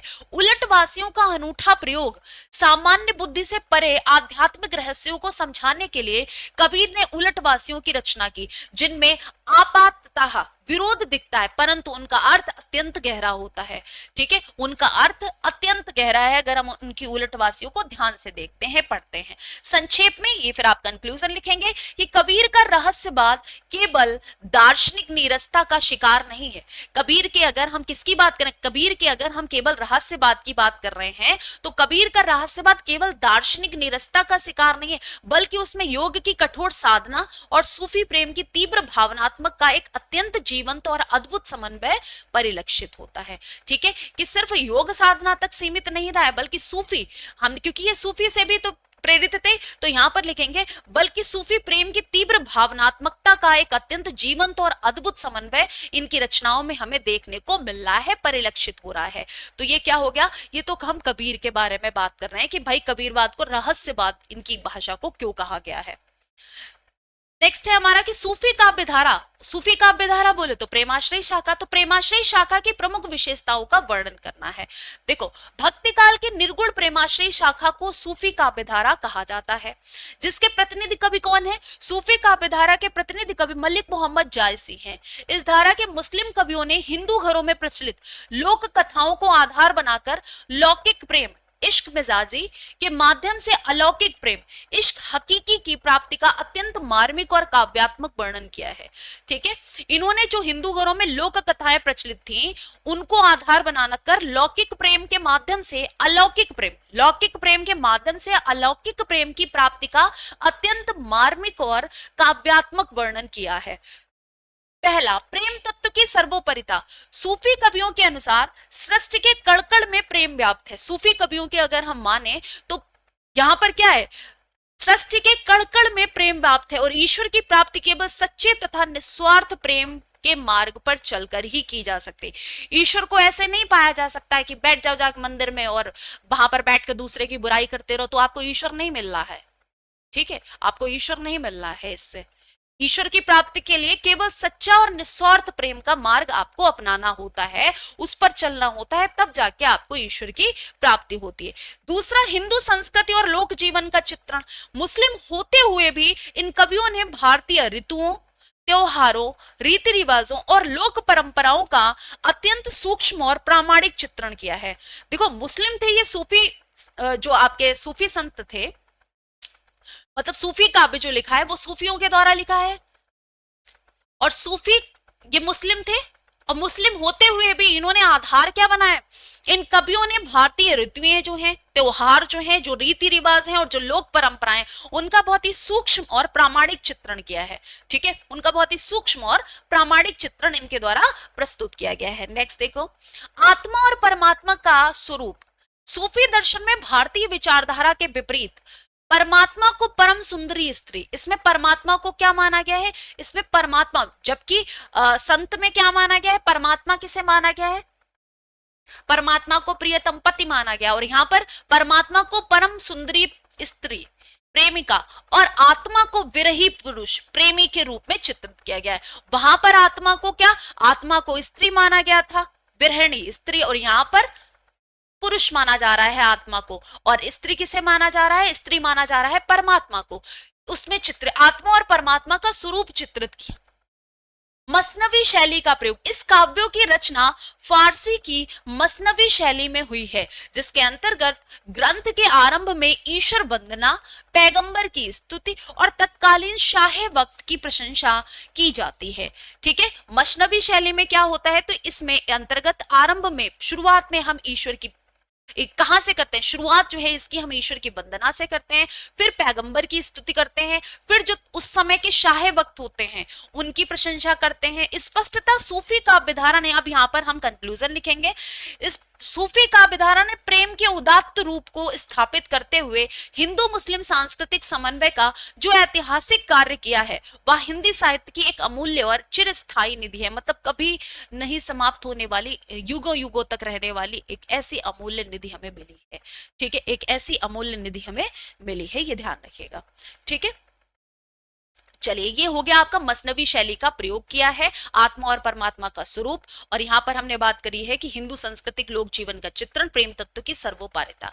तो यहाँ पर आपको ये समझ में आ गया कि प्रेमाश्रयी शाखा जो है उसकी मुख्य विशेषताएं क्या क्या हैं, उसकी मुख्य विशेषताएं क्या क्या हैं। ये हो गया आपका भक्ति काल के 5 महत्वपूर्ण प्रश्न। हम मिलते हैं नेक्स्ट सेशन में। Thank you so much. जय हिंद।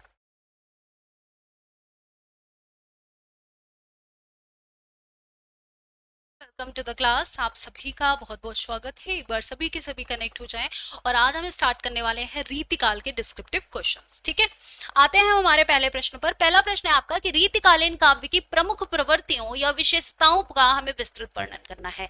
वैसे हमने थियोरी इसकी कंप्लीट करवाई है, उसमें मैंने विशेषताएं भी आपको पॉइंट टू पॉइंट बताई है, लेकिन यहाँ पर हम क्वेश्चन के फॉर्म में किस तरीके से लिखेंगे इसकी चर्चा करते हैं। सबसे पहले उत्तर में हमें लिखना क्या है, हम इसके उत्तर में लिखेंगे सबसे पहले हमारा परिचय। तो हिंदी साहित्य के इतिहास में संवत 1700 से लेकर 1900 का जो समय है वो रीतिकाल के अंतर्गत आता है। हम संवत की बात कर रहे हैं, संवत को जरूर इंक्लूड कीजिएगा। तो हिंदी साहित्य के इतिहास में संवत 1700 से 1900 का जो समय है, कालखंड जो है वो रीतिकाल कहा जाता है। यह काल मुख्यतया दरबारी संस्कृति, आश्रयदाताओं की प्रशंसा और शास्त्रीय नियमों के पालन का काल रहा है। ये काल कैसा रहा है, रीतिकाल की बात की जा रही है, तो रीतिकाल का काल कैसा रहा है? यह काल मुख्यतया दरबारी संस्कृति, मतलब क्योंकि जो कवि थे वो किसी न किसी के दरबार में रह रहे थे, तो जब दरबार में रहोगे तो वहां की संस्कृति के बारे में मोस्टली लिखोगे। आश्रयदाताओं की प्रशंसा, जिसके आश्रय में रहोगे उसकी प्रशंसा का मतलब उसकी प्रशंसा करोगे, उसके बखान करोगे। और शास्त्रीय नियम, जो शास्त्रों के अनुसार नियम है, जो रीति है, उनके पालन का काल रहा है, जिसमें साहित्य में विशिष्ट प्रवृत्तियों को जन्म दिया। साहित्य में विशिष्ट प्रवृत्तियों को जन्म इसीलिए मिला क्योंकि शास्त्रीय नियमों का भी हमें पालन करना था कि अलंकारों का इस तरीके से प्रयोग, रसों का इस तरीके से प्रयोग, छंदों का इस तरीके से प्रयोग। ठीक है, अब यहाँ पर हम मेन पॉइंट्स लिखेंगे। तो पहला पॉइंट होगा हमारा लक्षण ग्रंथों का निर्माण। लक्षण ग्रंथों का निर्माण की हम बात करें, जिसमें हमने लिखना है कि इस काल के अधिकांश कवियों ने क्या किया है, इस काल के अधिकांश कवियों ने संस्कृत काव्य शास्त्र का अनुकरण करते हुए रस, छंद और अलंकार के लक्षण बताते हुए ग्रंथों की रचना की है। अभी हमने वही कहा था, शास्त्रीय नियमों के पालन का काल रहा है ये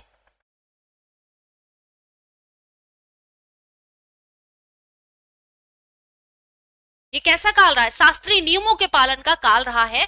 तो उसी के अकॉर्डिंग उन्होंने कहा लक्षण ग्रंथों का निर्माण। लक्षण ग्रंथों के निर्माण में आपको क्या पढ़ना है कि इस काल के अधिकांश कवियों ने संस्कृत काव्य शास्त्र का अनुकरण करते हुए, संस्कृत का जो काव्य शास्त्र है उसका अनुकरण करते हुए रस, छंद और अलंकारों के लक्षण बताते हुए ग्रंथों की रचना की है, जिन्हें लक्षण ग्रंथ कहा गया है। इनको क्या कहा गया है? इन्हों लक्षण ग्रंथ कहा गया है। श्रृंगार रस की प्रधानता, दरबारी परिवेश और सामंती विलासिता के प्रभाव स्वरूप इस काल के काव्य में संयोग और वियोग श्रृंगार का अत्यंत सूक्ष्म, मांसल और अतिशयोक्तिपूर्ण वर्णन किया गया है।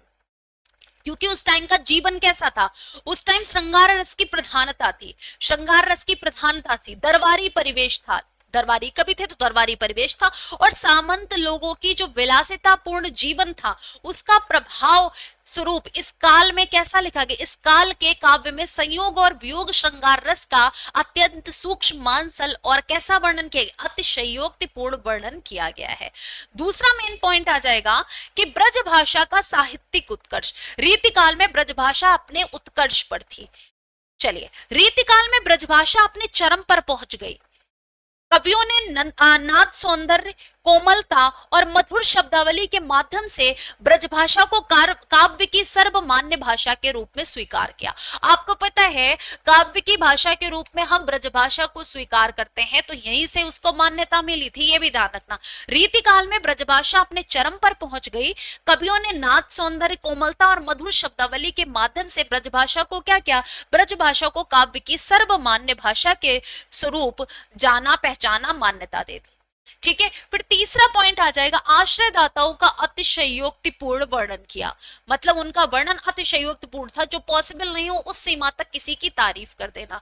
तो अपना जो आश्रयदाता थे, ठीक है, अपने आश्रयदाता राजाओं को प्रसन्न करने, ठीक है, कि जब आप किसी को प्रसन्न करोगे, यहाँ पर क्या था, राजाओं महाराजाओं को कविता सुनाकर वो आप क्या कर, दोहा सुनाकर उनको प्रसन्न कर दो, राजा महाराजा खुश होके क्या करते थे, दान दे देते थे, धन दे देते थे, गांव दे देते थे दान में। तो यहाँ पर वही है कि राजाओं को प्रसन्न करने और धन प्राप्ति की लालसा में कवियों ने उनके शौर्य, दान और सौंदर्य के अत्यंत बढ़ा चढ़ाकर वर्णन किया।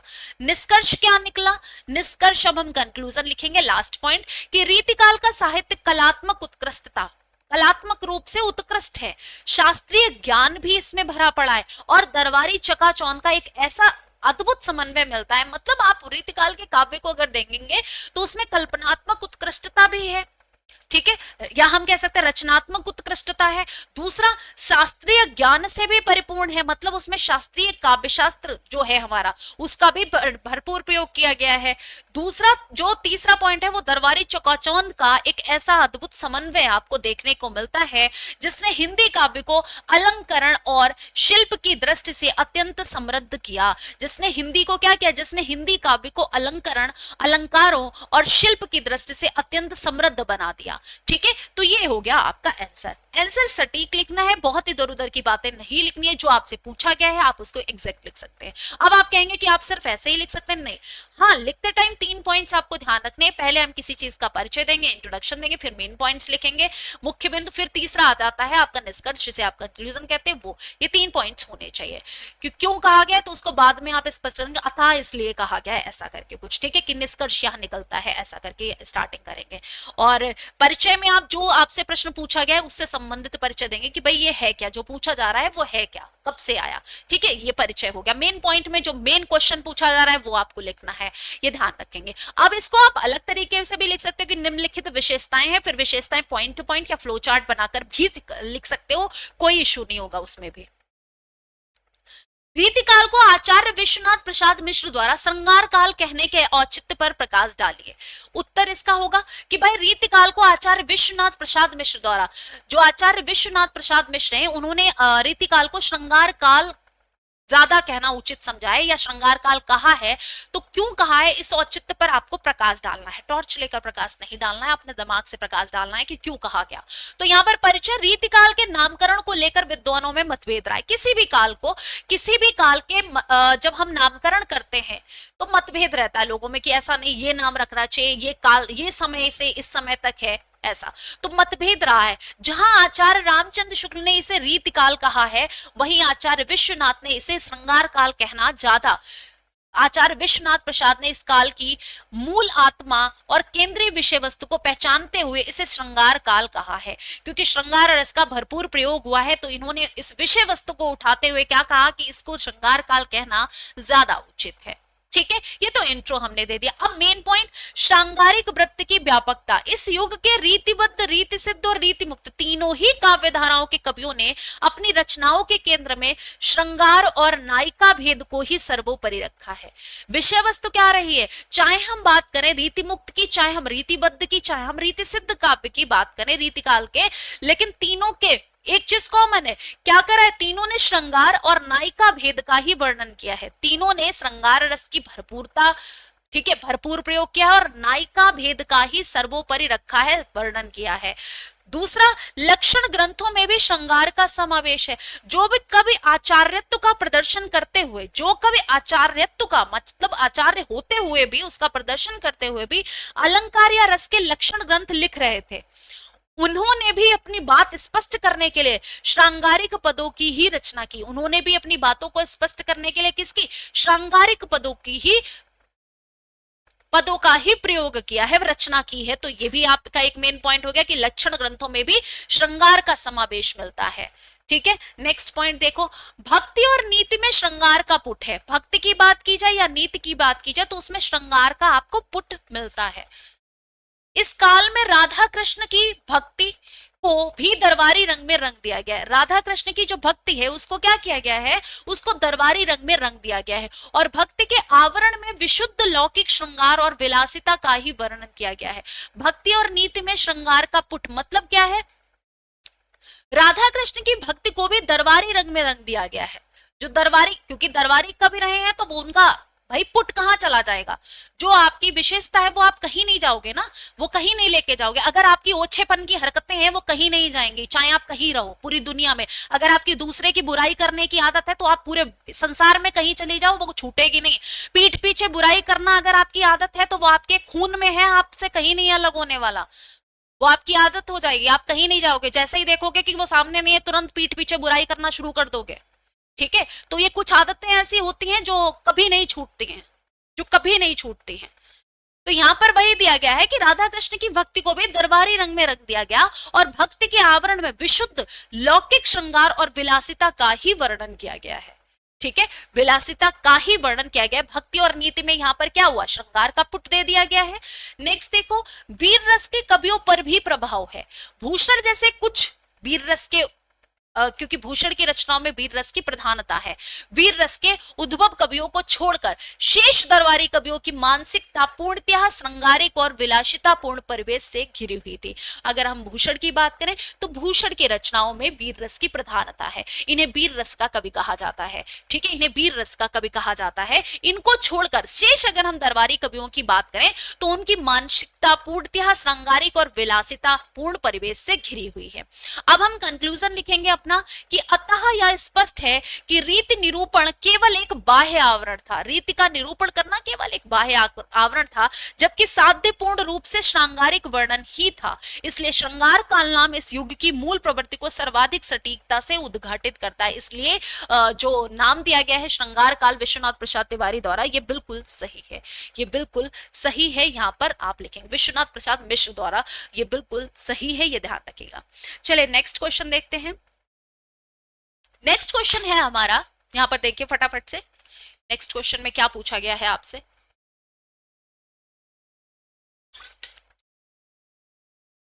चलिए,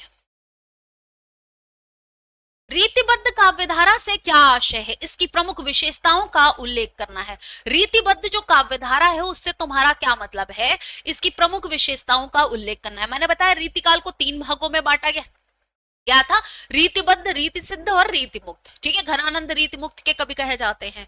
रीतिकाल की उस काव्यधारा को रीतिबद्ध काव्यधारा कहा जाता है जिसमें कवियों ने संस्कृत काव्यशास्त्र के नियमों का वस्तुतः कार्यहान के साथ साथ का आचार्य सिद्ध करना स्वाद चाहते थे।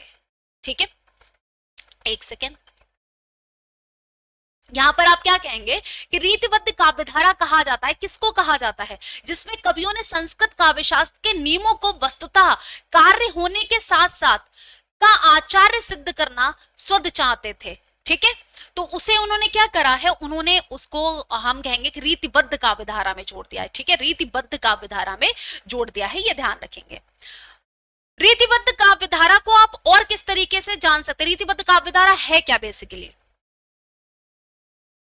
जल्दी से बताएंगे।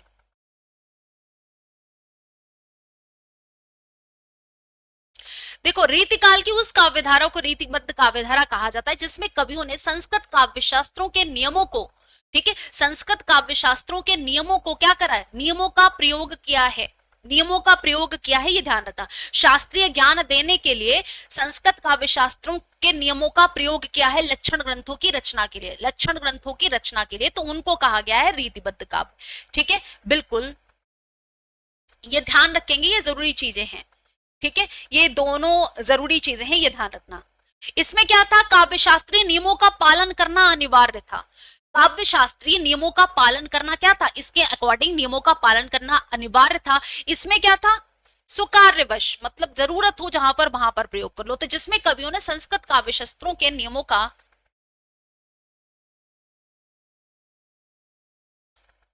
पालन करना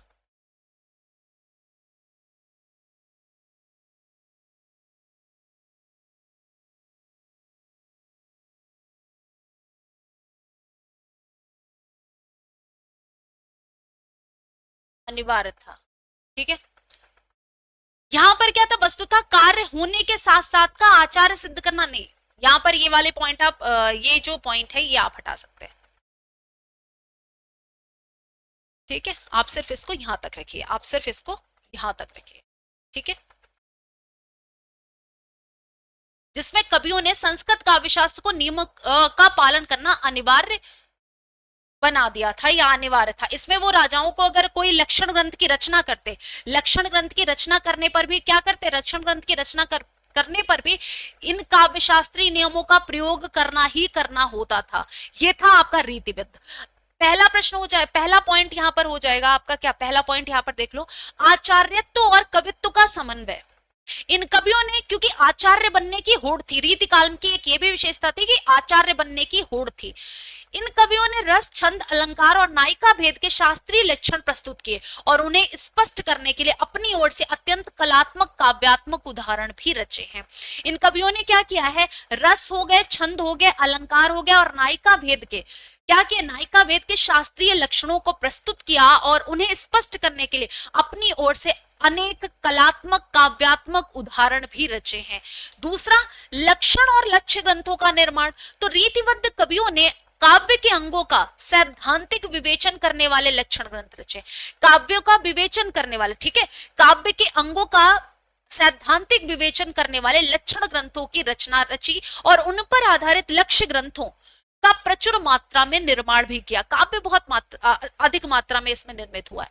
चमत्कार प्रदर्शन और कला पक्ष की प्रधानता, दरबारी प्रतिस्पर्धा के कारण इन कवियों ने भाव पक्ष की तुलना में काव्य के बाह्य आवरण, शब्द क्रीड़ा और अलंकारों के चमत्कारिक प्रयोग पर अत्यधिक बल दिया।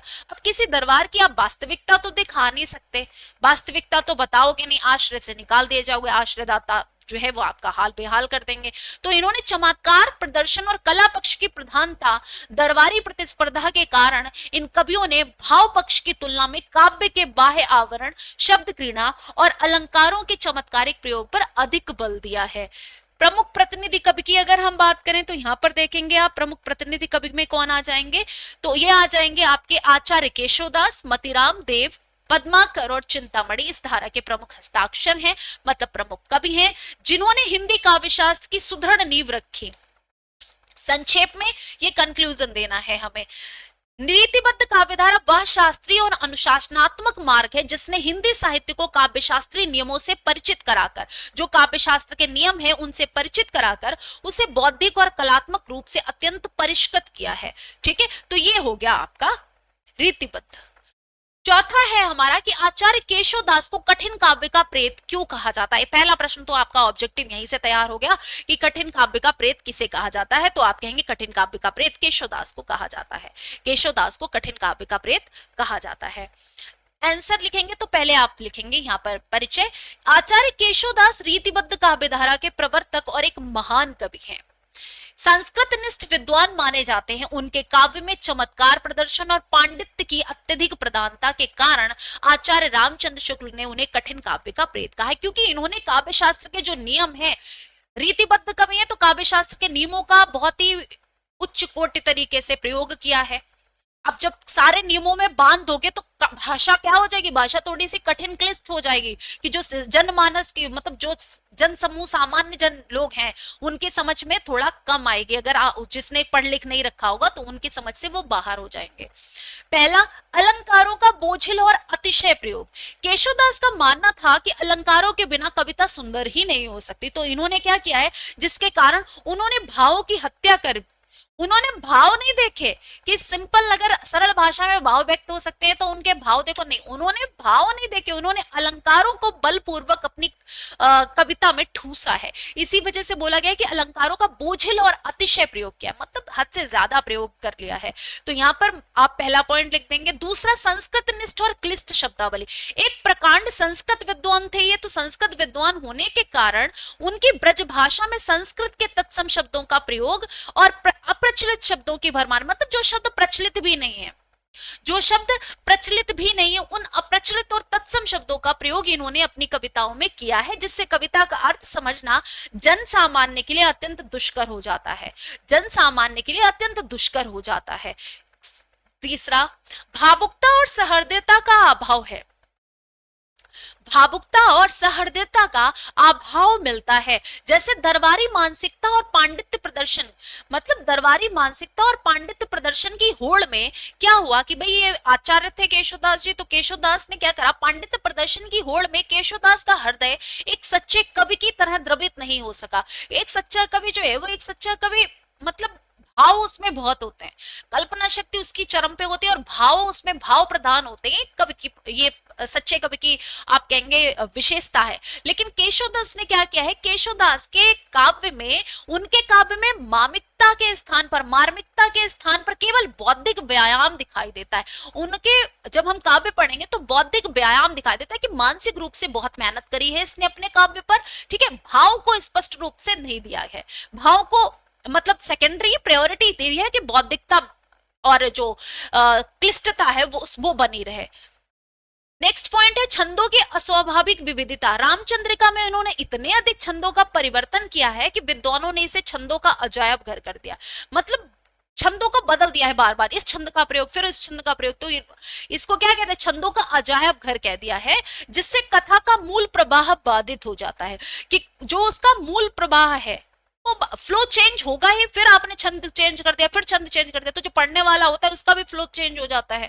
अंततः अपने, अब हम निष्कर्ष लेंगे, अंततः अपने अत्यधिक पांडित्य प्रदर्शन, अपने आप को ज्यादा प्रकांड पंडित दिखाने के चक्कर में क्लिष्ट कल्पनाओं और रसहीन रसहीन भाषा का प्रयोग इनका हो गया, ठीक है, रस नहीं है इनकी भाषा में, क्लिष्ट कल्पनाओं और रसहीन चमत्कारिक शैली के कारण ही केशवदास को साहित्य के इतिहास में कठिन काव्य का प्रेत जैसी तीखी आलोचना का सामना करना पड़ा। ठीक है, क्यों सामना करना पड़ा मैंने आपको बता दिया कि उसके रीजन बहुत ही ठोस है, सॉलिड रीजन दिए हैं। अब ये हमारा पांचवा प्रश्न है कि रीतिकाल को श्रृंगारिक प्रधानता के बीच महाकवि भूषण के वीर रस के काव्य का मूल्यांकन कीजिए।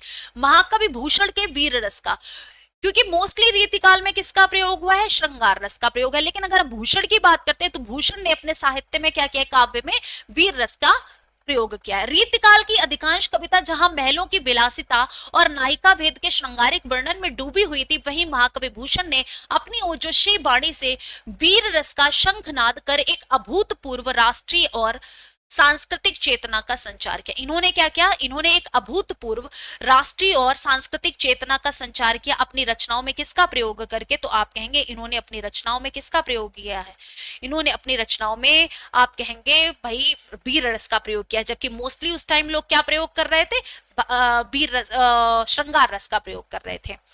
राष्ट्रीय भावना का सशक्त प्रकटीकरण, भूषण ने अपने समय के सच्चे राष्ट्रनायक छत्रपति शिवाजी और छत्रसाल बुंदेला को अपना आराध्य माना और उनके शौर्य का गान कर सोती हुई हिंदू जाति में स्वाभिमान को जगाया। ठीक है, दूसरा सच्चे वीर रस की निस्बत, उनके वीर रस में दरबारी चाटुकारिता नहीं मिलेगी आपको, बल्कि विदेशी आक्रमणकारियों के अत्याचारों के विरुद्ध एक प्रखर आक्रोश और धर्म रक्षा की सच्ची भावना अंतर्निहित है। धर्म भावना की एक सच्ची आत्म जो आप कहेंगे भावना है वो अंतर्निहित है इनके काव्य में। ओज गुण और सजीव भाषा शैली, भूषण ने अपनी ब्रजभाषा में कठोर वर्णों, द्वित्व व्यंजनों और ओजपूर्ण शब्दावली का ऐसा सटीक प्रयोग किया है जो युद्ध क्षेत्र का अत्यंत सजीव और रोंगटे खड़े कर देने वाला दृश्य उपस्थित कर देता है, मतलब सजीव चित्रण किया है। अलंकारों का स्वाभाविक प्रयोग, यद्यपि शिवराज भूषण एक अलंकार ग्रंथ है, तथापि वीर रस की उत्तेजना के मध्य उनके अलंकार भावों के स्वाभाविक उत्कर्ष में पूर्णतया सहायक सिद्ध है। इन्होंने जो अलंकारों का प्रयोग किया है वो बोझिल नहीं, क्योंकि इन्हें हर जगह अलंकार ने भावों को प्रधानता दी है और अलंकारों का भावों के साथ प्रयोग किया है। ठीक है, इसलिए वो बोझिल नहीं है, अलंकार भावों के स्वाभाविक उत्कर्ष में पूर्णतया सहायक सिद्ध हैं। फिर आप कंक्लूजन लिखोगे, निष्कर्ष लिखोगे कि घोर विलासिता के युग में तलवार और स्वाभिमान की भाषा बोलने वाले महाकवि भूषण रीतिकाल के सच्चे जन कवि और राष्ट्रीय अस्मिता के अमर गायक सिद्ध होते हैं, इस तरीके से आप अपना ये क्वेश्चन जो है वो कंप्लीट कर सकते हो। ठीक है, चलिए रीतकाल के आपके डिस्क्रिप्टिव क्वेश्चंस जो मुझे इंपॉर्टेंट लगे वो मैंने करा दिए हैं। थैंक यू सो मच, जय हिंद।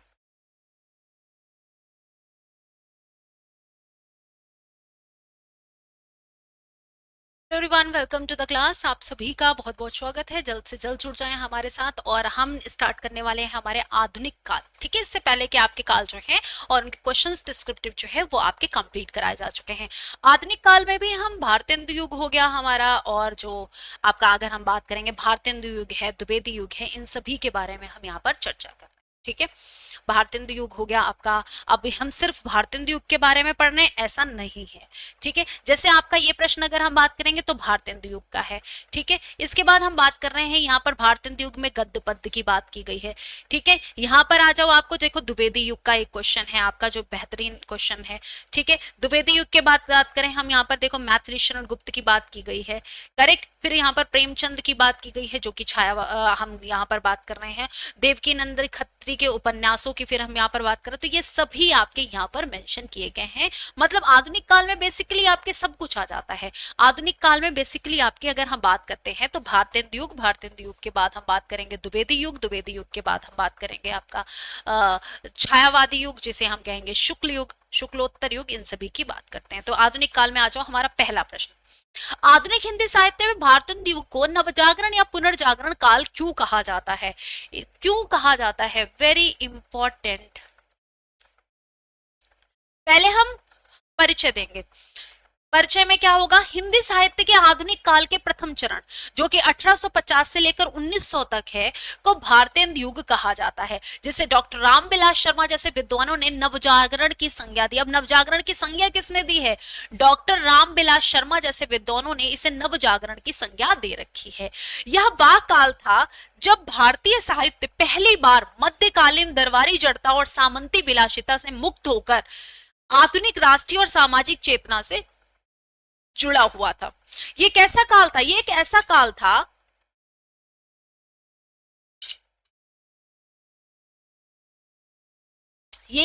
काल था जिसमें क्या था? जिसमें जब भारतीय साहित्य पहली बार, पहले किसमें लिखा जा रहा रीतिकाल में? आपको पता है दरबारी कवि हो रहे थे, सामंती जीवन हो रहा था, विलासितापूर्ण जीवन जी रहे थे।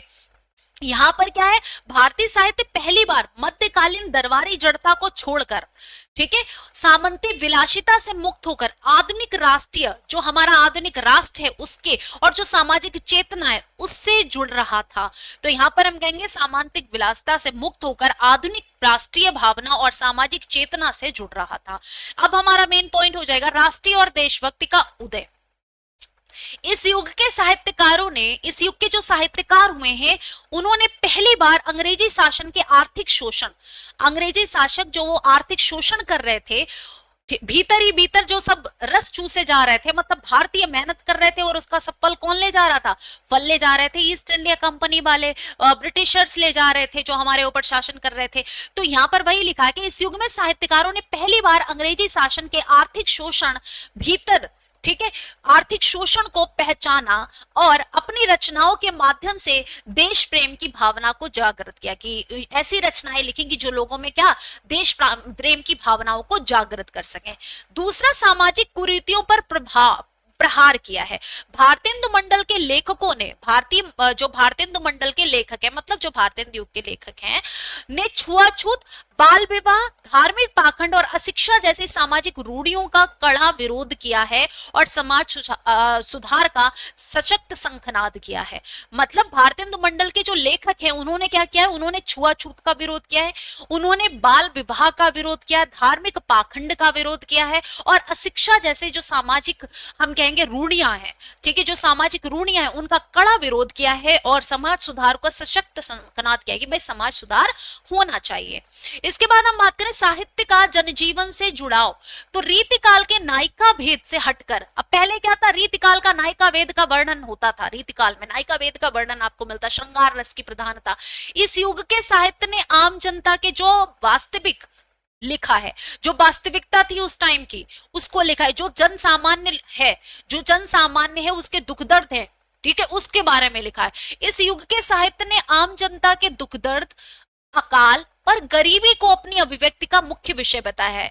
मुख्य विषय इस युग में क्या रहा है? भारतेंदु युग में तो मुख्य विषय लिखने का जो रहा है वो जन सामान्य का दुख दर्द, उनका अकाल, उनकी गरीबी, ठीक है, उसको यहाँ पर विषय वस्तु बनाया गया है। फिर गद्य की नवीन विधाओं का सूत्रपात, विचारों के स्पष्ट अभिव्यक्ति के लिए, विचारों को स्पष्ट तरीके से व्यक्त करने के लिए इसी काल में नाटक, निबंध, उपन्यास और पत्रकारिता जैसे नई गद्य विधाओं का अभूतपूर्व विकास हुआ।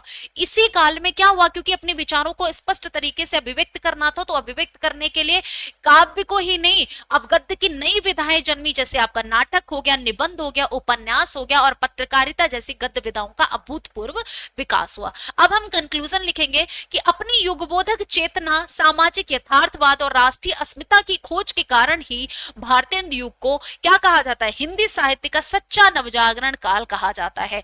सच्चा नवजागरण काल क्यों कहा जाता है, क्योंकि इनकी अगर हम युगबोधक चेतना देखें, सामाजिक यथार्थवाद देखें और राष्ट्रीय अस्मिता की खोज के कारण इनको कहा जाता है नवजागरण काल, जो बिल्कुल सही है, जो बिल्कुल सटीक बैठता है। ठीक है, तो ये हो गया आपका आंसर। नेक्स्ट क्वेश्चन देखते हैं कि भारतीय युग में गद्य और पद्य की भाषा के द्वैत को स्पष्ट करते हुए इसके कारणों की विवेचना कीजिए। मतलब यह है कि भारतीय युग में गद्य और पद्य काव्य की भाषा के अंतर, गद्य का में जो भाषा प्रयोग की जा रही है और पद्य में जो भाषा प्रयोग की जा रही है उस भाषा में कैसे अंतर है उसको स्पष्ट करना है। इनके कारणों की आपको विवेचना करें तो उत्तर आप लिखेंगे कि भारतीय युग की एक प्रमुख और विशिष्ट साहित्यिक प्रवृत्ति भाषा का द्वैत है। सबसे बड़ी अगर हम कहें विशिष्ट साहित्यिक विशेषता है जो दोनों में, वो ये है कि गद्य और पद्य की भाषा में अंतर। जहां गद्य और पद्य के लिए दो अलग चुनौती और संक्रांति काल की स्थिति उत्पन्न कर देती, जहां क्या हुआ है, जहां गद्य और पद्य के लिए दो अलग अलग चुनौतियां और संक्रांति काल की स्थिति उत्पन्न कर दी थी। अब काव्य की भाषा के रूप में ब्रज भाषा का प्रयोग है। भारतीय युगीन जो भारतीय युगीन कवि हुए हैं उन्होंने कविताओं को रचने के लिए ब्रज भाषा का प्रयोग किया है। ठीक है, पारंपरिक, क्योंकि काव्य रीतिकाल में भाई मोहर लगा दी गई थी, काव्य भाषा क्या है, ब्रज भाषा है, तो पारंपरिक ब्रज भाषा को ही अपनाया है, क्योंकि शताब्दियों से चली आ रही ब्रज भाषा की कोमलता और काव्यात्मक संस्कार उनके भीतर गहरे रचे बसे हैं। ठीक है, जब आप पीढ़ियों से सुनते आओ, मतलब आप कालों से सुनते आ रहे हो कि भाई काव्य के रूप में ब्रजभाषा का प्रयोग हो रहा है, तो वो कहीं ना कहीं हमारे रगों में रहता है। फिर गद्य की भाषा के रूप में हमने खड़ी बोली को चुना है। गद्य विधाओं जैसे नाटक, निबंध, पत्रकारिता, उपन्यास के माध्यम से जनता तक अपने विचारों को स्पष्ट ले जाने के लिए, अपने संदेशों को पहुंचाने के लिए लेखकों ने क्या किया, लेखकों ने जन सामान्य की जो खड़ी बोली, जन सामान्य की व्यवहारिक भाषा खड़ी बोली का सफलतापूर्वक प्रयोग किया है। खड़ी बोली को नीरस मानने का भ्रम, अब लोग मानते हैं कि खड़ी बोली जो है वो बहुत नीरस है, ऐसा नहीं होता है। उस समय के अधिकांश कवियों का यह मानना था कि खड़ी बोली अत्यंत कर्कश, मतलब कर्कश, कानों को चुभने वाली और नीरस है, तथा उसमें कविता के लिए आवश्यक माधुर्य नहीं है, मतलब कविता के लिए मधुरता की जरूरत होती है जो आपको खड़ी बोली में नहीं मिलता है, खड़ी बोली में माधुर्य नहीं है, इनका ये मानना है। और लयात्मकता का सर्वथा अभाव होता है खड़ी बोली में। क्या इनका मानना क्या है, बहुत सारे कवियों का मानना है कि कविता के लिए आवश्यक माधुर्य और जो लय, कविता में लय बहुत इंपॉर्टेंट होती है, तो लयात्मकता का सर्वथा अभाव है। भारतेंदु हरिश्चंद्र का समन्वयात्मक प्रयास, स्वयं भारतेंदु ने फूलों का गुच्छा जैसी रचनाओं के माध्यम से खड़ी बोली में कविता लिखने का प्रयास किया, परंतु वे भी मुख्य रूप से ब्रजभाषा के ही पक्षधर थे। खड़ी बोली में कविताएं भारतेंदु हरिश्चंद्र ने लिखी है, लेकिन काव्य भाषा के रूप में ब्रजभाषा को ही उन्होंने भी माना है, पक्षधर है वो भी यही। अतः अब हम अपना कंक्लूजन निष्कर्ष देंगे कि भारतीय युग भाषाई दृष्टि से एक संक्रांति काल रहा है, जिसमें खड़ी बोली और आपका ब्रज भाषा दोनों का क्या रहा है, मिला जुला रूप रहा है। जहां गद्य तो खड़ी बोली के रथ पर सवार होकर आधुनिकता की ओर बढ़ गया, परंतु काव्य ब्रज भाषा के पारंपरिक जो पोष है, ठीक है, पारंपरिक मोह पाश में ही बंधा रह गया। करेक्ट, जो ब्रज भाषा है, जो काव्य की भाषा है भारतीय युग में, वो क्या रही है, वो काव्य भाषा के रूप में ब्रज भाषा को ही प्रयोग किया है, ब्रज भाषा के पारंपरिक मोह पास में ही फंसा रह गया है। गद्य जो है वो खड़ी बोली में लिखा गया है आधुनिक भाषा में। ठीक है, तो ये ध्यान रखिएगा। नेक्स्ट देखिए, यह द्विवेदी युगीन हिंदी साहित्य में आचार्य महावीर प्रसाद द्विवेदी और सरस्वती पत्रिका के ऐतिहासिक योगदान का मूल्यांकन करना है। ऐतिहासिक योगदान का आपको मूल्यांकन करना है, बताइए। भारतीय युग के बाद क्या आता है, आपका द्विवेदी युग आता है। ठीक है, भारतेंदु युग के बाद आपका द्विवेदी युग आता है। तो यहाँ पर आधुनिक हिंदी साहित्य के द्वितीय चरण सन 1900 से 1920 ईस्वी तक माना जाता है, को द्विवेदी युग कहा जाता है। इस युग के प्रवर्तक आचार्य महावीर प्रसाद द्विवेदी ने 1903 में सरस्वती पत्रिका का संपादन भार ग्रहण किया। हिंदी साहित्य को एक सुव्यवस्थित, अनुशासित और व्याकरण सम्मत दिशा प्रदान करने का ऐतिहासिक कार्य किसने किया था? तो महावीर प्रसाद द्विवेदी ने कार्य किया था। ये क्या किया था इन्होंने? भाषा को, इन्होंने हिंदी साहित्य को एक सुव्यवस्थित, अनुशासित और व्याकरण सम्मित दिशा प्रदान करने का एक ऐतिहासिक कदम उठाया था। अब पहला पॉइंट है भाषा का परिमार्जन और मानकीकरण। द्विवेदी जी ने कठोर आचार्य की भांति, एक कठोर आचार्य की बात हिंदी जो भाषा है, हिंदी भाषा के व्याकरण दोषों, हिंदी भाषा में जो व्याकरण दोष आ जाते उन दोषों, उन अशुद्धियों और विराम चिन्हों की त्रुटियों को दूर कर खड़ी बोली को एक परिनिष्ठित और मानक रूप प्रदान किया। इन्होंने क्या किया? जो खड़ी बोली हम प्रयोग करते थे जब भारतेंदु युग में, तो वो भारतेंदु युग में जो हम खड़ी बोली प्रयोग कर रहे थे तो उसमें हमने विराम चिन्हों को इतना हम कहेंगे इतना उच्च कोटि का स्थान नहीं दे रखा था। ठीक है, इतना हमने भाव नहीं दे रखा था विराम चिन्हों का, ना जो अशुद्धियां हो जाती हैं लिखते टाइम, जो व्याकरण दोष उत्पन्न हो जाते हैं, हमने उन पर ध्यान नहीं दिया था। लेकिन हम द्विवेदी युग में जब आते हैं तो महावीर प्रसाद द्विवेदी ने क्या किया? कठोर आचार्य की बात, हिंदी भाषा के व्याकरण दोष, हिंदी भाषा में जो व्याकरण दोष आ जाते हैं, जो अशुद्धियां आ जाती हैं, जो विराम चिन्हों की त्रुटियां हैं, उनको दूर कर खड़ी बोली को एक परिनिष्ठित और मानक रूप प्रदान करने का श्रेय द्विवेदी जी को जाता है। गद्य और पद्य की भाषा का एकीकरण। उन्होंने भारतेंदु युग के भाषाई द्वैत को, उन्होंने भारतेंदु युग के जो भाषाई द्वैत को समाप्त करते हुए इन्होंने क्या किया? भाषाई द्वैत था, क्योंकि ब्रजभाषा हम प्रयोग कर रहे थे किसमें? काव्य के रूप में और गद्य के रूप में, गद्य भाषा के रूप में खड़ी बोली का। इन्होंने उसको क्या करा? भाषाई द्वैत को समाप्त करते हुए कवियों को क्या किया? कवियों को प्रेरित और बाध्य किया, कवियों को प्रेरित और बाध्य किया कि वे ब्रजभाषा को त्याग कर क्या करें? खड़ी बोली का ही प्रयोग करें, गद्य और पद्य दोनों के लिए ही खड़ी बोली का प्रयोग करें। काव्य विषयों में अभूतपूर्व विस्तार। द्विवेदी जी ने स्पष्ट घोषणा की कि चोटी, यहाँ पर इसको थोड़ा सा यहाँ पर मिस कर दिया गया है, ये यहाँ पर होगा। ठीक है, इसको यहाँ पर लिख लीजिएगा। देखिए, काव्य विषयों का अभूतपूर्व विस्तार। तो द्विवेदी जी ने स्पष्ट घोषणा की है कि चींटी से लेकर हाथी तक और भिक्षुक से लेकर राजा तक सभी विषयों पर कविता लिखी जा सकती है, जिसमें नायिका भेद पूरी तरह से समाप्त हो गया। पहले क्या था? रीतिकाल तक बस यही चला आ रहा था, नायिका भेद, श्रृंगार रस का वर्णन। फिर भारतेंदु युग आया तो उसमें राष्ट्रीय चेतना को जागृत करने की बात की गई, समाज में जो कुरीतियां फैली थी, जो सामाजिक यथार्थ है उस पर बात की गई, राष्ट्रीय चेतना को जगाने की बात की गई। इसमें इन्होंने कहा, इसमें द्विवेदी जी ने स्पष्ट घोषणा की कि चींटी से लेकर हाथी तक और भिक्षुक से लेकर राजा तक बहुत सारे विषय हैं लिखने के लिए। ठीक है, आप उन सभी पर कविता लिख सकते हैं। तो इससे क्या हुआ? नायिका भेद पूरी तरह से समाप्त हो गया। नवीन प्रतिभाओं का निर्माण और प्रोत्साहन।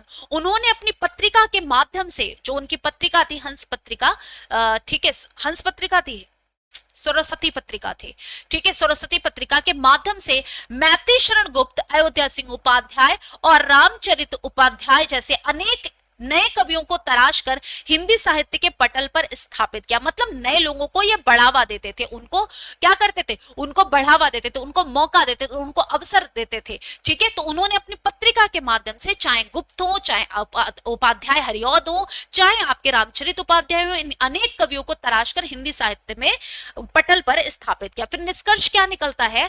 तो इस रूप में, निष्कर्ष रूप में आचार्य महावीर प्रसाद द्विवेदी और उनकी सरस्वती पत्रिका ने हिंदी साहित्य को दरबारी सामंतवादी से निकालकर पूर्णतः, पहले ही भारतेंदु युग में कोशिश हुई है, लेकिन पूर्णतः आधुनिक राष्ट्रीय और बौद्धिक धरातल पर स्थापित कर दिया।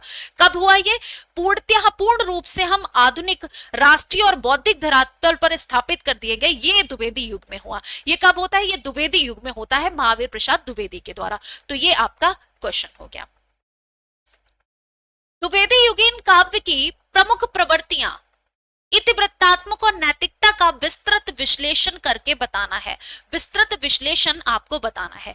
तो द्विवेदी युग का काव्य मूलतः कैसे था? द्विवेदी युग का काव्य मूलतः आदर्शवाद, राष्ट्रीयता और मर्यादा का काव्य था। द्विवेदी युग के अगर हम काव्य की बात करें तो ये आदर्शवाद से प्रेरित था, राष्ट्रीयता से प्रेरित था और मर्यादाओं का काव्य था, जिसका निर्माण रीतिकाल और भारतेंदु युग के श्रृंगारिक प्रवृत्तियों के तीखे विरोध में हुआ। इस समय जो काव्य लिखे गए उनके विरोध में ये लिखा था काव्य। इस योग की कविता में इतिवृत्तात्मक, कथात्मकता और नैतिकता दो ऐसी प्रवृत्तियां हैं जो इसे अन्य सभी युगों से सर्वथा अलग करते हैं। इतिवृत्तात्मकता की प्रधानता मतलब क्या हो गया? कथात्मकता की प्रधानता। इस युग के कवियों ने कल्पना और भावुकता के बजाय किसी ऐतिहासिक या पौराणिक कथा को आधार बनाकर प्रबंध काव्यों की रचना पर अत्यधिक बल दिया। इन्होंने क्या करा? इन्होंने कहा इतिवृत्तात्मकता मतलब कथाओं का अपनी कविताओं के माध्यम से उजागर किया है। जैसे इस युग के कवियों ने कल्पना और भावुकता का समन्वय करके क्या किया है? ऐतिहासिक या पौराणिक कथा को आधार बनाकर कोई ऐतिहासिक या पौराणिक कथा ले ली, फिर उसमें क्या किया? उसमें कल्पना और भावुकता को मिलाकर अपनी रचना लिखी, ठीक है, और उस रचना पर बनाकर प्रबंध काव्यों की रचना पर अत्यधिक बल दिया है। दूसरा, नैतिकता और आदर्शवाद की स्थापना। आर्य समाज के प्रभाव के कारण इस काल की कविता में नैतिकता, शील, मर्यादा और सदाचार को सर्वोच्च स्थान दिया गया है और साहित्य को समाज सुधार का एक पवित्र स्थान माना गया है। इसमें साहित्य को क्या माना गया? समाज सुधार का, समाज को सुधारने के लिए ये एक पवित्र साधन है। श्रृंगार और विलासिता का पूर्ण बहिष्कार है। इस युग में अगर हम द्विवेदी युग की बात करें तो श्रृंगार और विलासिता को कहीं पर जगह नहीं दी गई है। कवियों ने रीतकालीन नायिका भेद और मांसल श्रृंगार का कड़ा विरोध करते हुए, जैसे ये रीतिकाल की विशेषताएं हैं और इनका कड़ा विरोध करते हुए प्रेम को अत्यंत मर्यादित, प्रेम को दिखाया है बट अत्यंत मर्यादित तरीके से, त्यागपूर्ण दिखाया है कि प्रेम के लिए आपको कटना मरना जलना नहीं है, आपको त्यागपूर्ण रहना है, और आध्यात्मिक रूप से प्रस्तुत किया है। किस रूप में? आध्यात्म के रूप से प्रस्तुत किया है प्रेम को, ठीक है। नेक्स्ट है उपदेशात्मक शैली का प्रयोग। कथा और नैतिकता को पुष्ट करने के कारण इस युग को कविता में नीरसता और दिखाई देती है, ठीक है। इस युग के जो अगर हम कविताएं देखो तो कहीं कहीं पर क्या होता है? नीरसता दिखाई देती है। स्पष्टता हम निष्कर्ष लिखेंगे, द्विवेदी युग की कविता भले ही कलात्मक सौंदर्य और भावुकता की दृष्टि से कुछ शुष्क प्रतीत हो, परंतु राष्ट्र निर्माण और चारित्रिक उत्थान के दृष्टिकोण से यह हिंदी साहित्य का एक अत्यंत सुदृढ़ आधार स्तंभ है। हिंदी साहित्य का एक सुदृढ़, अगर हम भावों की प्रधानता पर देखें, भावुकता पर बात करें, अगर हम कल्पनात्मक सौंदर्य की बात करें तो हो सकता है आपको पढ़ने पर लगे कि भाई कविताएं नीरस हैं, परंतु कुछ सूखी सूखी सी हैं, परंतु जब हम बात करेंगे राष्ट्र निर्माण की और चारित्रिक उत्थान के दृष्टिकोण से देखें तो ये हिंदी साहित्य का एक अत्यंत सुदृढ़ आधार स्तंभ है द्विवेदी युग में लिखा हुआ काव्य, ठीक है। नेक्स्ट देखिए, राष्ट्रकवि मैथिली शरण गुप्त के काव्य में अभिव्यक्ति राष्ट्रीय और सांस्कृतिक चेतना पर प्रकाश डालना है। मैथिली शरण गुप्त जिन्हें राष्ट्र कवि कहा जाता है, ठीक है, तो यहाँ पर आपको बताना है कि राष्ट्रीय और सांस्कृतिक चेतना पर आपको प्रकाश डालना है। आप कहेंगे द्विवेदी युग के सर्वश्रेष्ठ प्रतिनिधि कवि मैथिली शरण गुप्त को महात्मा गांधी ने उनके राष्ट्रीय भावनाओं के कारण, क्योंकि वो जो लिखते थे तो उनकी भावनाएं कैसी थी? बहुत ही राष्ट्रीय थी, ठीक है, राष्ट्रीय भावनाओं के कारण राष्ट्र कवि की उपाधि से अलंकृत किया था। गुप्त जी का संपूर्ण काव्य भारतीय संस्कृति के गौरवशाली अतीत, वर्तमान की दुर्दशा और स्वर्णिम भविष्य की संकल्पना का अत्यंत सशक्त और प्रेरणादायक दस्तावेज है। अगर आप इनका साहित्य देखते हैं मैथिली शरण गुप्त का, तो इनका लिखने का आधार मतलब विषय वस्तु इन्होंने क्या अपनाई? इनकी विषय वस्तु यही है क्या? इन्होंने जो हमारी भारतीय संस्कृति के जो अतीत रहा है, भारतीय संस्कृति के गौरवशाली अतीत के बारे में लिखा है, वर्तमान में जो भारतीय संस्कृति की दुर्दशा हो रही है उसके बारे में लिखा है, और जो आगे चलकर भारतीय संस्कृति का जो स्वर्णिम भविष्य होने वाला है उसके संकल्पनाओं को अत्यंत सशक्त और प्रेरणादायक तरीके से प्रस्तुत किया है। इसीलिए इनके काव्य को क्या कहा जाता है? संकल्पना का अत्यंत सशक्त और प्रेरणादायक दस्तावेज कहा जाता है।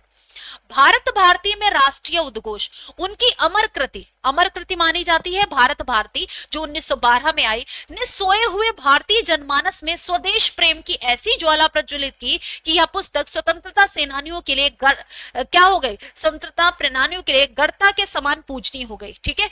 क्या हो गई, रगड़ता के समान पूजनीय बन गई थी कि ये पुस्तक भारत भारती, क्योंकि इससे क्या हुआ, इससे जो जनमानस था, जनमानस में जो स्वदेश प्रेम मर चुका था, स्वदेश प्रेम को ऐसी ज्वाला प्रज्वलित की कि ये पुस्तक स्वतंत्रता सेनानियों के हृदय में पूजनीय बन गई। दूसरा है समन्वयवादी सांस्कृतिक दृष्टिकोण। गुप्त जी ने अपने महाकाव्य साकेत में राम कथा के माध्यम से भारतीय पारिवारिक, राम कथा के माध्यम से भारतीय परिवारों की जो मर्यादाएं हैं, जो भाइयों का प्रेम है, और जो वैष्णव संस्कृति है, वैष्णव संस्कृति के मानवीय स्वरूप का अत्यंत आदर्शवादी चित्रण किया है। उपेक्षित नारी पात्रों का उद्धार, उपेक्षित जो नारी पात्र हैं उनका उद्धार, और उन्होंने भारतीय संस्कृति की उन महान नारियों जैसे उर्मिला, यशोधरा, विष्णुप्रिया की मूक पीड़ा। आपने देखा है जैसे लक्ष्मण जी चले जाते हैं तो उनकी पत्नी उर्मिला, अब वनवास तो राम सीता गए हुए थे, राम को बेसिकली मिला था, सीता जी उनके साथ थे, लेकिन वो कम से कम अपने पति के साथ तो थी। उर्मिला जी बताओ, लक्ष्मण जी चले जाते हैं तो उर्मिला जी अकेले रहती हैं महल में उनके वियोग में, तो उसकी बात की गई है कि महान नारियों जैसे उर्मिला। अब बुद्ध जी तो भाई प्राप्त कर लेते हैं निर्वाण, यशोधरा तो रह जाती हैं अपने पुत्र के साथ अकेले, विरह में जलती रहती हैं। विष्णुप्रिया के बारे में तो इन सभी स्त्रियों की मूक पीड़ा और त्याग को अपनी कविता का विषय बनाया है, जिनके इतिहास और साहित्य ने सदियों से उपेक्षा की है। जब किसी ने इन विषयों को नहीं उठाया था, किसी ने नारियों के पीड़ा के बारे में नहीं बात की थी, नारी की उपेक्षा होती आ रही थी, ठीक है। और यहाँ पर इन्होंने क्या किया, उनको अपने काव्य का विषय वस्तु बनाया है। गांधीवादी विचारधारा का स्पष्ट प्रभाव, उनके काव्य में सत्य, अहिंसा, दलितोद्धार और मानवतावाद जैसे गांधीवादी मूल्यों का आपको क्या मिलता है, मूल्यों का अत्यंत सहज और गहरा प्रभाव परिलक्षित होता है। फिर कंक्लूजन लिखेंगे, अतः मैथिली शरण गुप्त सच्चे अर्थों में भारतीय संस्कृति के एक ऐसे निर्भीक व्याख्याता हैं जिनकी कविता ने परतंत्र भारत में सोई हुई राष्ट्रीय अस्मिता को जगाकर स्वाधीनता आंदोलन के एक नई वैचारिक ऊर्जा प्रदान की। जिनके ऐसे निर्भीक व्याख्याता हैं जिनकी कविताओं को सुनकर जो परतंत्र भारत था, जिस पर ब्रिटिशों का राज था, सोई हुई राष्ट्रीय अस्मिता को जगाकर क्या किया है, स्वाधीनता आंदोलन को एक नई वैचारिक ऊर्जा प्रदान करने का कार्य किया है मैथिली शरण गुप्त ने, इसीलिए इनको राष्ट्र कवि कहा है महात्मा गांधी जी ने। ठीक है, तो ये थे आपके आधुनिक युग के, हम कह सकते हैं आधुनिक युग के आपके कुछ क्वेश्चंस जो मुझे लगता है कि बेहतर हैं और इंपॉर्टेंट भी हैं। ठीक है, अब इसके बाद हम बात करेंगे और भी कई सारे, हम नाटक, उपन्यास, कहानी, इनके बारे में थोड़े एक आध प्रश्न जो है वो देखेंगे। ठीक है, थैंक यू सो मच, जय हिंद।